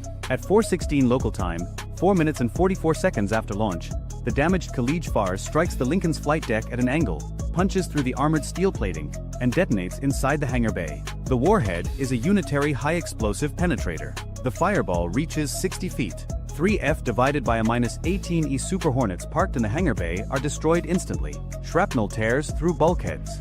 The concussion wave throws sailors against walls, into equipment, onto the deck. 9 American sailors in the hangar bay die in the first second. 27 more are wounded by blast, burns, and fragmentation. The flight deck buckles across a 40-meter section.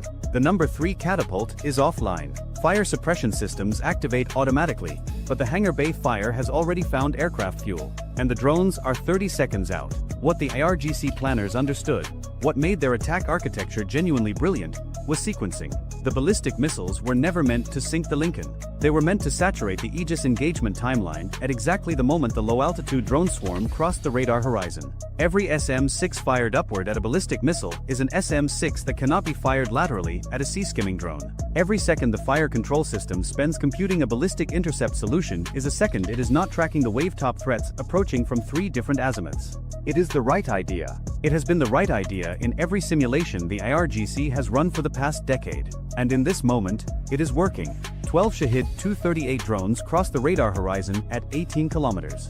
The Aegis systems aboard Carney and Nitsa detect them, but the engagement windows are compressed. 7 drones are intercepted, 5 by SM-2 missiles, 2 by the Phalanx CIWS close-in weapon systems, the automated 20mm Gatling guns that serve as the final layer of defense. Each Phalanx fires 75 rounds per second, throwing a wall of tungsten into the path of an incoming threat at a range of less than 2 kilometers. 5 drones penetrate. 2 strike the Lincoln's Island superstructure, the command tower rising above the flight deck. 1 hits the forward flight deck near the damaged section, compounding the structural failure. 2 hit USS Nitsa. Her bridge is destroyed. Her commanding officer, executive officer, and 6 watchstanders are killed instantly. 8 more American sailors dead. At 4:17 local time, 5 minutes into the attack, the toll stands at 17 American sailors killed and 62 wounded across 2 ships. The Lincoln's flight deck is burning. Nitsa is combat effective from her secondary control station, but her command structure has been decapitated. Carney is undamaged but has expended 23 SM-6 interceptors, each one worth $4.3 million. The math so far: Iran spent roughly $6.6 million in weapons. The interceptors alone cost $98.9 million. Tehran's procurement office could call that a win even if every weapon missed. What the IRGC battery commander did not know, what his intelligence officers could not have told him, what no Iranian signals intercept or Russian satellite feed had ever revealed, was that the response to his attack had been planned, authorized, armed, and loaded into launch systems 11 months before he pressed the fire button. Operation Granite Hammer. Classified contingency strike package, submitted by United States Central Command to the Secretary of Defense following 14 months of escalating IRGC harassment of American carrier groups in the Strait of Hormuz. The package identified 41 Iranian military targets within 350 kilometers of the strait. Every radar site, missile battery, command node, fuel depot, weapons storage facility, drone launch platform, and naval base that contributes to Iran's ability to threaten carrier operations in the Hormuz transit corridor. Each target was assigned to a specific platform. Each platform was assigned specific weapons. Flight routes were deconflicted. Time on target calculations ensured simultaneous impact across all 41 targets. And the Secretary of Defense signed pre-delegated launch authority. No White House phone call. No National Security Council meeting. No congressional notification before execution. The trigger condition was simple: confirmed hostile fire from Iranian territory resulting in American casualties aboard a United States warship. Iran satisfied that condition at 4:16 local time.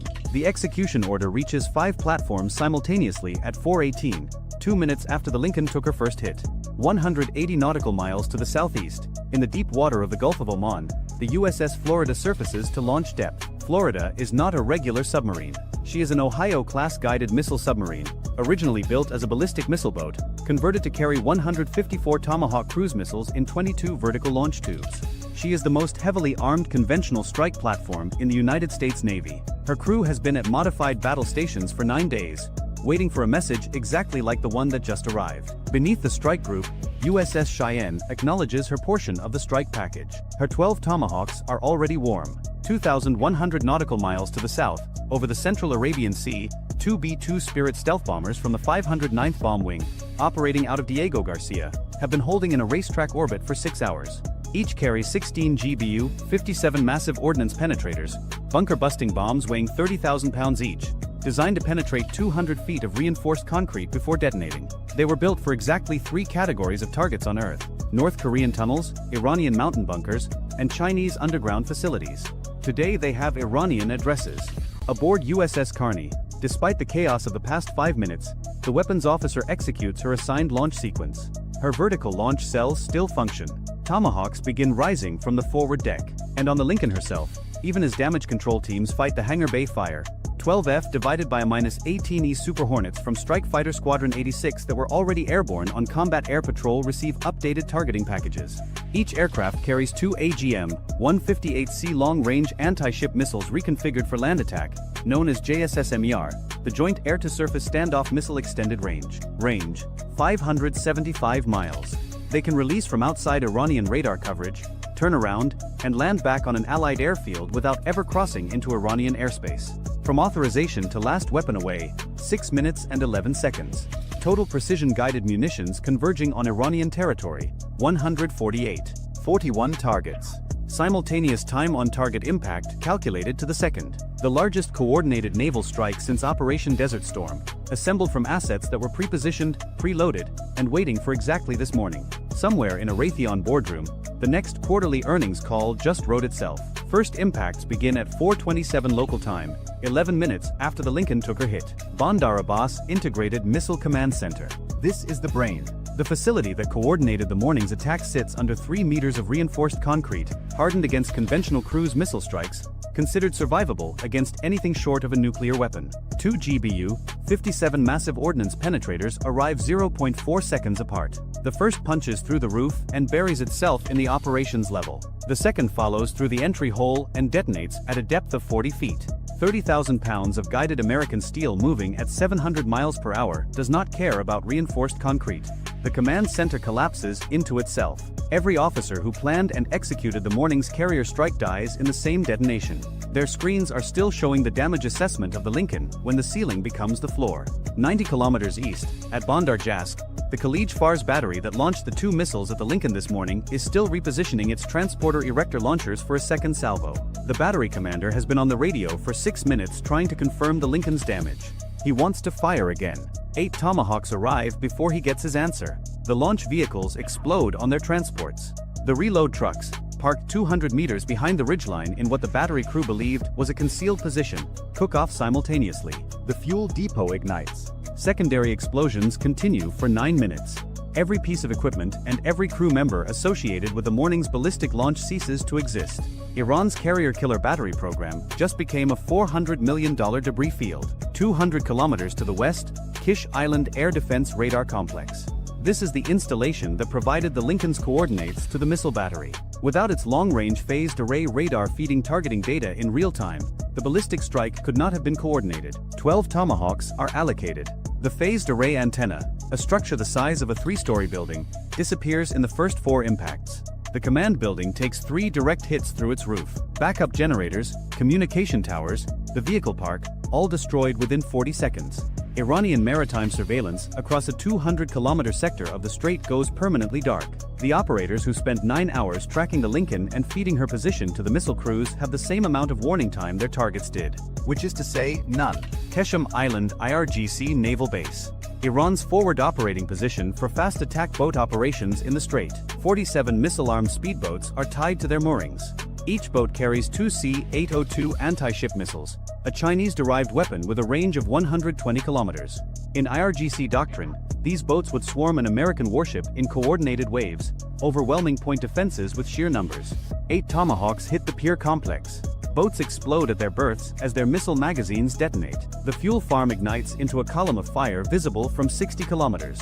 The barracks, the maintenance shops, the base commander's headquarters, systematically destroyed in a 90-second window. 47 boats that were supposed to be Iran's insurance policy against American naval power burn at the waterline. It turns out the swarm doctrine works better when the swarm survives to launch. Shahid Bayhoner Naval Base. Iran's primary IRGC naval headquarters for Strait of Hormuz operations. 18 Tomahawks. The 4-story headquarters building, the operational brain of Iran's entire Hormuz defense strategy, receives 4 cruise missiles through its facade in a 2-second sequence. The building pancakes. The operations center that was monitoring the Lincoln's damage and drafting follow-up strike orders is buried under 20 meters of concrete. The weapons storage facility takes 3 hits. Stored NOR anti-ship missiles detonate in a chain reaction that destroys 4 adjacent structures and starts fires that will burn for 2 days. The 3 coastal drone launch positions from which the morning's 12 Shahid 238s were released each receive 6 Tomahawks. Mobile launchers, support vehicles, propellant storage, communications relays. Systematically erased across all 3 sites in a 4-minute window. 14 additional targets, radar nodes, communications relays, ammunition depots, hardened command bunkers scattered across a 300-kilometer coastal arc, received the remaining weapons. Total strike duration from first impact to last detonation, 4 minutes and 52 seconds. At 4:32 local time, 20 minutes after the attack on the Lincoln began, the Islamic Revolutionary Guard Corps' entire integrated anti-ship and anti-carrier strike network along the Strait of Hormuz, a system that took 30 years and an estimated $40 billion to construct, exists only as satellite imagery of burning wreckage. The infrastructure is not damaged. It is not degraded. It is gone.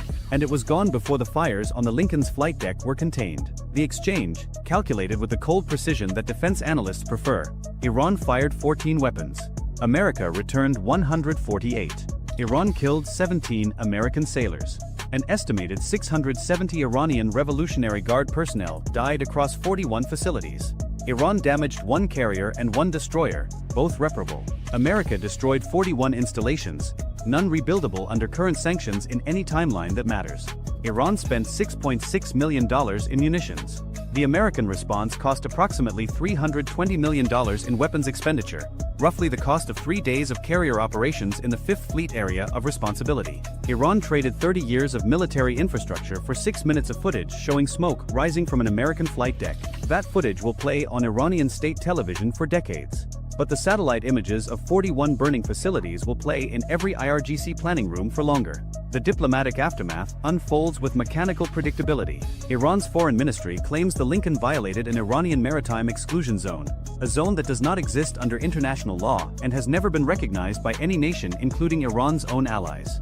The United States releases full radar tracks proving the Lincoln's position in international waters, communications intercepts confirming attack authorization from IRGC headquarters, and satellite imagery of every destroyed facility. The evidence package reaches the United Nations, NATO, and every Gulf capital within 3 hours. Saudi Arabia calls the Iranian attack unprovoked aggression. The UAE offers expanded port access for American ship repairs. Bahrain reaffirms its defense cooperation agreement. Even Oman, Tehran's traditional back-channel partner, issues a statement expressing deep concern. The regional message is unanimous and clear. Nobody is mourning Iran's missile batteries. The Lincoln returns to Bahrain under her own power.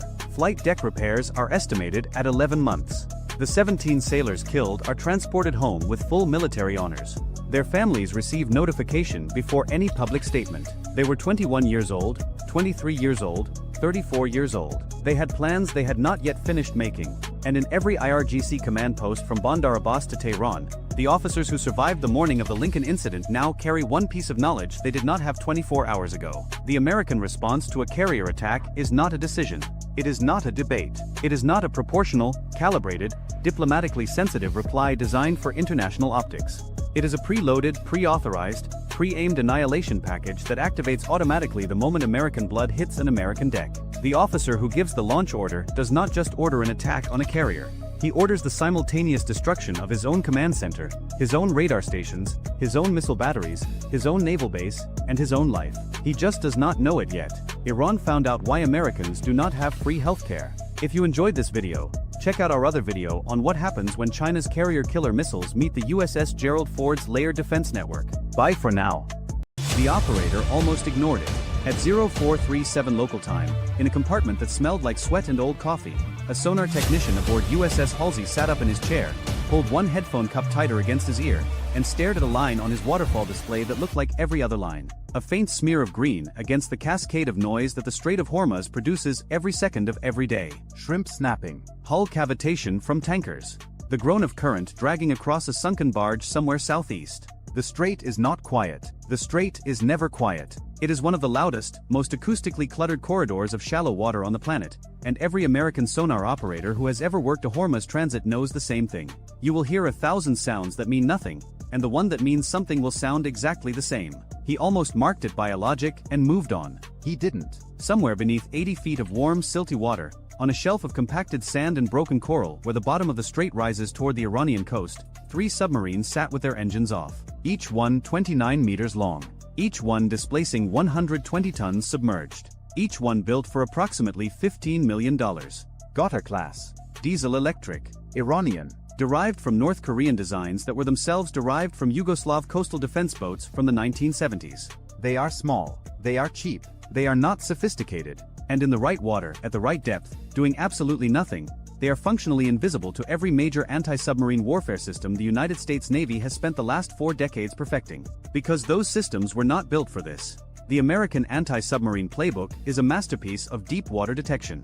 Towed arrays that can hear a Russian Akula at 40 nautical miles. Hull-mounted sonars that can track a Chinese Jean-class ballistic missile submarine through convergence zones across hundreds of miles of Pacific Ocean. Sonobuoy patterns that can sanitize a box of open water the size of Connecticut in under an hour. In blue water, the United States Navy finds submarines the way a hawk finds mice. Patiently, precisely, and from a distance that makes the kill inevitable before the prey knows it has been seen. The Strait of Hormuz is not blue water. The Strait of Hormuz is a bathtub. The deepest point in the shipping lanes barely reaches 260 feet. The average depth in the traffic separation scheme is closer to 150. The water temperature in summer creates thermal layers so dense that active sonar pulses refract, scatter, bounce off the bottom, bounce off the surface, and return to the transducer as a wall of meaningless noise. The seabed is uneven, cluttered with pipelines, old anchors, debris from decades of tanker traffic, and geological formations that return sonar pings with signatures almost identical to submarine hulls. American sonar operators working the strait have a name for the experience. They call it being deaf in a nightclub. Everything is loud. Nothing is useful. And into this environment, the Islamic Republic of Iran Navy had placed 3 boats with a plan that was not stupid. The plan was, in fact, the kind of elegant asymmetric thinking that keeps war planners in the Pentagon awake in the small hours, staring at ceilings and running cost ratios in their heads. The concept was simple. Do nothing. Let the carrier come to you. This is a speculative scenario. The date is fabricated. The operation is fictional. Every weapon, every system, every cost figure, and every tactical specification in this story is real. The 3 Godders had been towed into position 4 days earlier by civilian fishing boats, a method Iran had practiced in exercises observed by satellite but never fully understood in context. They motored the last 6 nautical miles on battery power, settled onto the bottom in a staggered line running roughly northeast to southwest, 4 nautical miles apart, and shut everything down. No engines. No active sonar. No communications. Crew of 18 per boat, breathing air from rechargeable canisters, eating cold rations, urinating into bottles. Waiting. The only sound each submarine produced was a 47 Hz tonal, a faint low-frequency hum generated by the battery monitoring system, a component that could not be turned off without risking a thermal runaway in the lithium cells. 47 Hz. Buried 30 decibels below the ambient noise floor. Invisible to hull-mounted sonar. Invisible to helicopter dipping sonar. Invisible to every active sensor in the American inventory for this environment. But not invisible to everything. The staggered line was oriented to bracket the narrowest segment of the eastbound shipping lane, a stretch where the navigable channel for a ship drawing 37 feet of water contracts to less than 6 nautical miles across. A Nimitz-class nuclear aircraft carrier draws 37 feet. It cannot deviate from the deep water track without risking grounding. It transits the strait on a predictable course, at a predictable speed, through a channel whose dimensions have not changed since the last ice age. The carrier has to come through. It has to come through here. And when it does, it will pass between the 1st and 3rd Godders at a range where even 1970s-era straight-running torpedoes have a meaningful probability of impact. The man coordinating the ambush sat in the 2nd submarine, the middle boat in the line, Lieutenant Commander Davoud. His background, according to Iranian state media profiles that Western intelligence had assembled into a dossier over 7 years, included 2 years at the Bandar Abbas Submarine Warfare School, a 6-month technical exchange in Pyongyang, and command of a Godder during Exercise Great Prophet 9, where he had simulated a torpedo attack on a target barge being towed at 10 knots and missed by 600 yards. He had not missed in the 40 rehearsals conducted since then in a reservoir outside Bandar Abbas where the depth and temperature profile had been artificially matched to the strait's summer conditions. Davoud carried the cell's only encrypted burst transmitter, a system that compressed a 3-second message into a 0.4-second transmission. A blip, a flicker of electromagnetic energy so brief that direction-finding equipment needed a minimum of 1.2 seconds of continuous signal to generate a bearing fix. The burst would be over before the American electronic warfare systems could triangulate. That was the theory. 12 nautical miles to the south-southwest, the USS Abraham Lincoln, CVN-72, was making her transit. The Lincoln is a Nimitz-class carrier. She displaces approximately 100,000 tons at full load. Her flight deck is 1,092 feet long. Her crew numbers over 5,000. Her air wing, Carrier Air Wing 7, represents roughly $4.5 billion in aircraft alone. The ship herself cost approximately $13 billion in current replacement value. She was making 12 knots eastbound, surrounded by her escort screen, heading for a deployment in the 5th Fleet area of operations that had been scheduled 9 months earlier and accelerated 3 weeks ago when Iran began moving fast attack craft into formations near Abu Musa Island and publicly threatened to close the strait to military traffic. The strike group formation was textbook.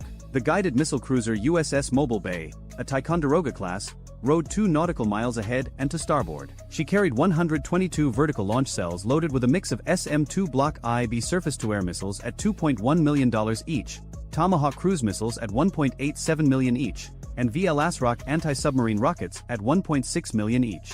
Her hull-mounted and SQS-53C sonar was pinging on a 30-second cycle, its active pulses radiating outward through water that returned so much clutter the sonar supervisor had already downgraded confidence on 4 separate contacts in the past hour, all of which turned out to be bottom features.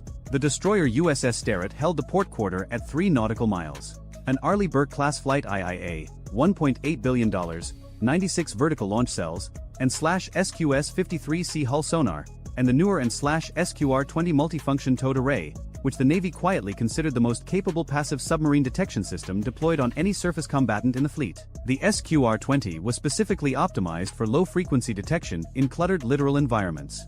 It was designed, almost literally, to find exactly the kind of sound a Goddard battery monitoring system makes. The SQR-20 was not in the water. 2 hours earlier, Strait's sonar team had requested permission to reel in the towed array. The cable was picking up so much flow noise from the shallow bottom currents, so many false tonals from the commercial traffic, so much interference from the thermal inversions that the operators were spending more time dismissing phantom contacts than looking for real ones. Lieutenant Commander Okafor, running Strait's anti-submarine warfare module, approved the request. This was standard operating procedure for Hormuz transit. Every berk that had transited in the last 18 months had done the same thing. The towed array in the strait was considered a liability, not an asset. Nobody had tested that assumption against a submarine sitting motionless on the bottom. A second destroyer, USS Halsey, trailed 5 nautical miles astern, running the group's other towed array, an older and SQR-19. Halsey's array was still deployed, but the SQR-19 lacked the low-frequency optimization of the SQR-20.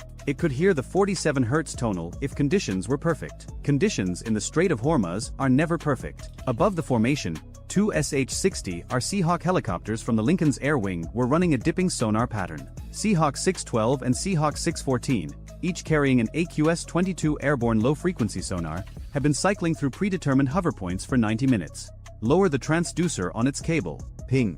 Listen. Reel up. Fly to the next point. The pattern was designed to sanitize a corridor ahead of the strike group's advance, focusing on the approach vectors that intelligence assessed as the most likely submarine threat axes. The assessed threat axis pointed south. Iranian submarine activity in exercises had consistently originated from the southern approaches, from the vicinity of Keshem Island and the deep channel south of Larak. The dipping sonar pattern was weighted accordingly.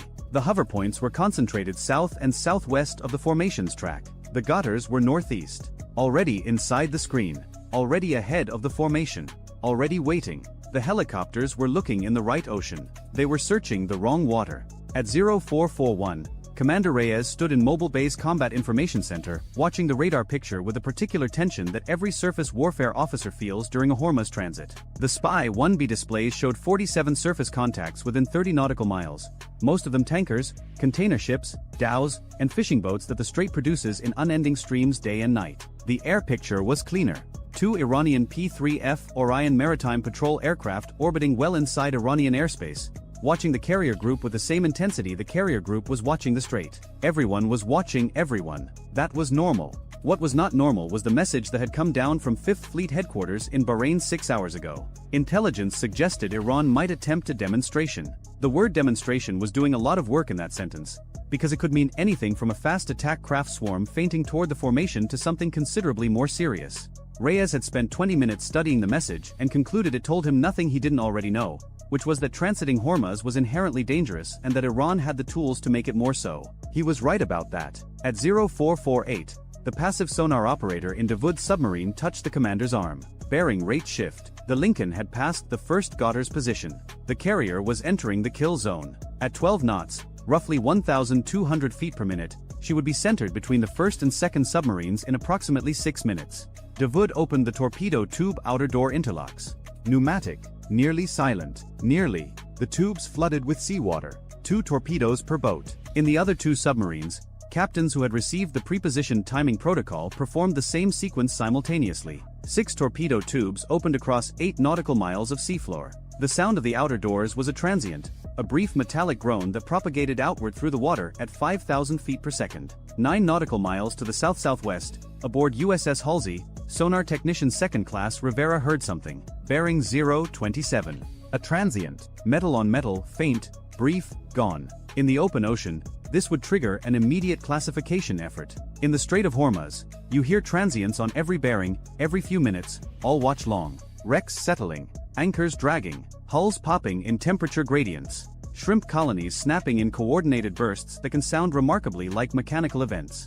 Rivera logged it. One line. Transient bearing 027, 0449. Possible mechanical, possible biologic. No classification. He did not call it up to the tactical action officer. He almost let it go. Then Davoud made the transmission. At 0453, Davoud picked up the handset for the burst transmitter and sent the execution code. A single compressed word. The signal lasted 0.4 seconds on a frequency that the American Electronic Warfare Library had catalogued and flagged as a known Iranian naval burst communications band. Rivera didn't hear the burst. His equipment wasn't configured for electronic intercept, but Halsey's and /SLQ-32 electronic warfare suite was.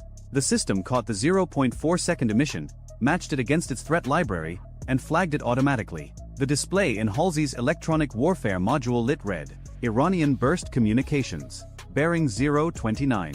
Rivera saw the EW alert come across the tactical display at almost the same moment he remembered the transient from 4 minutes ago. Bearing 027 then. Bearing 029 now. Close enough to be the same contact. He keyed the intercom before the EW operator finished his own report. The 2 data points converged on the tactical action officer's screen simultaneously. Lieutenant Commander Cho, Halsey's TAO, processed the information in approximately 4 seconds.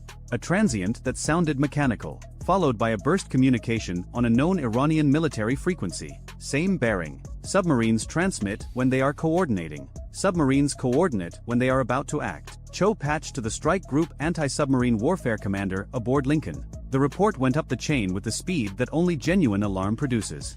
At 0454, Rear Admiral Price, the Strike Group Commander, issued a single command across the ASW net. Prosecute Sierra 47. All units. And now the math that Iran had so carefully constructed began to invert. Seahawk 612, 3 nautical miles west of the Ghoutar's position, banked hard to the east. Lieutenant Junior Grade Pham pushed the helicopter's nose down and accelerated. Petty Officer First Class Gutierrez, her sensor operator, was already reeling the AQS-22 dipping sonar cable back onto its drum. The helicopter crossed the distance in under 4 minutes, arrived on bearing 029 referenced from Halsey's fix, and Gutierrez lowered the transducer back into the water. He went active. A 1,500-watt pulse blasted outward. In 80 feet of water, at this range, the physics are brutal and simple. The sound hits the target and comes back almost instantly. Solid return. Metal object on the bottom. Not a wreck.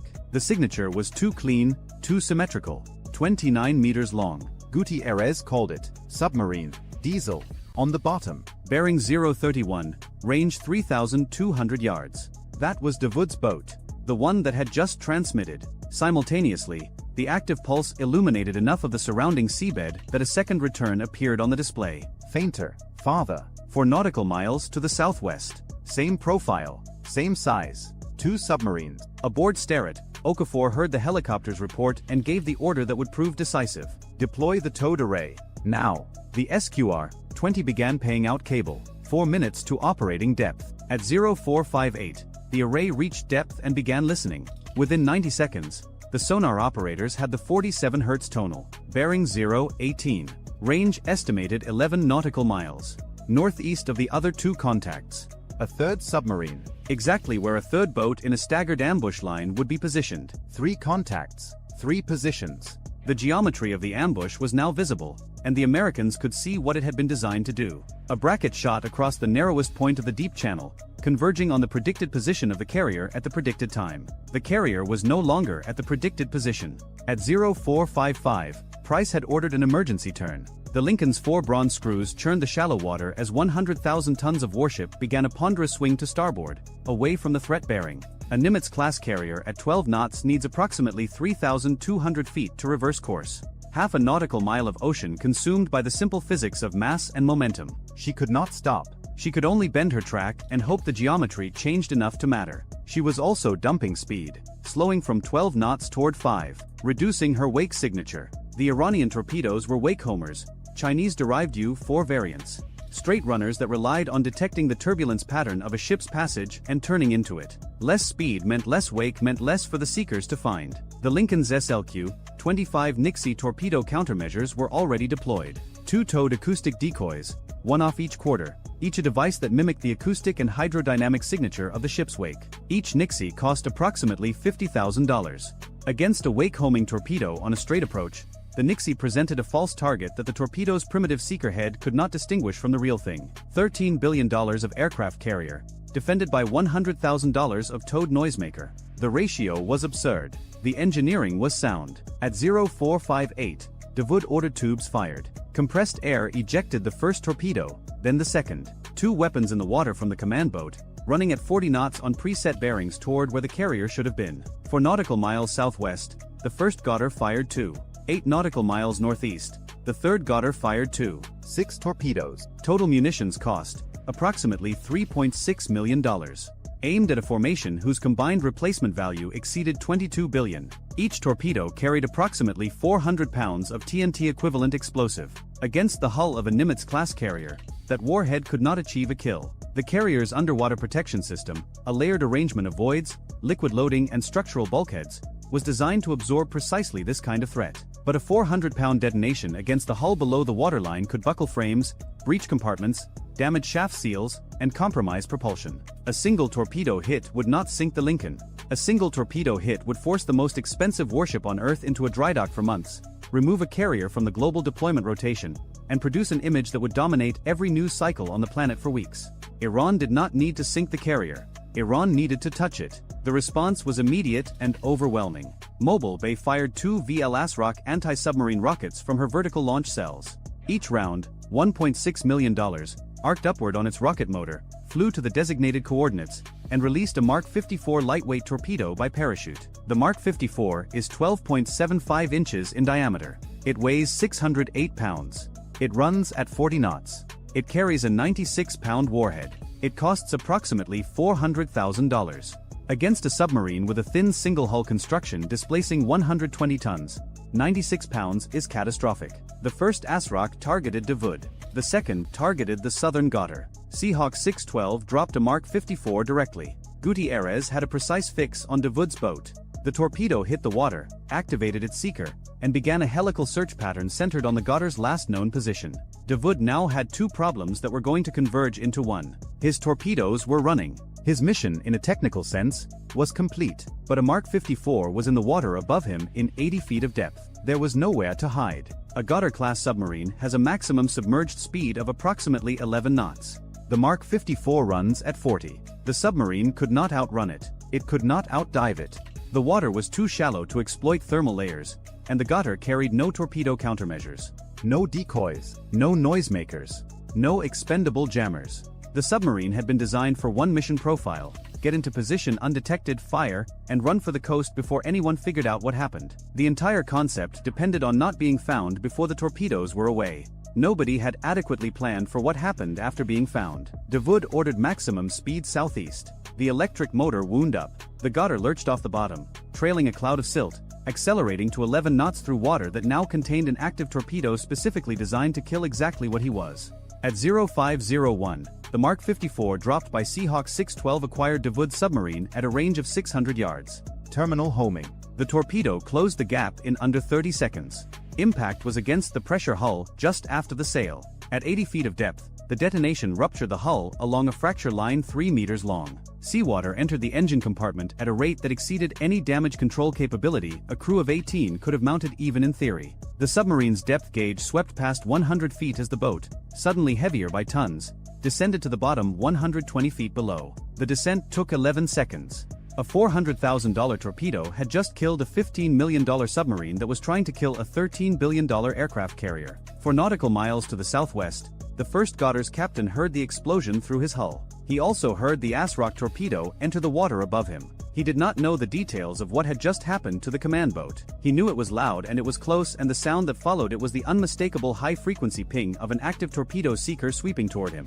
His own torpedoes were already running. There was nothing more he could do for them. He ordered immediate ascent and maximum speed. Southeast. The Iranian coast lay 38 nautical miles away. At 11 knots, roughly 3.5 hours. He needed 3.5 hours. He had approximately 90 seconds.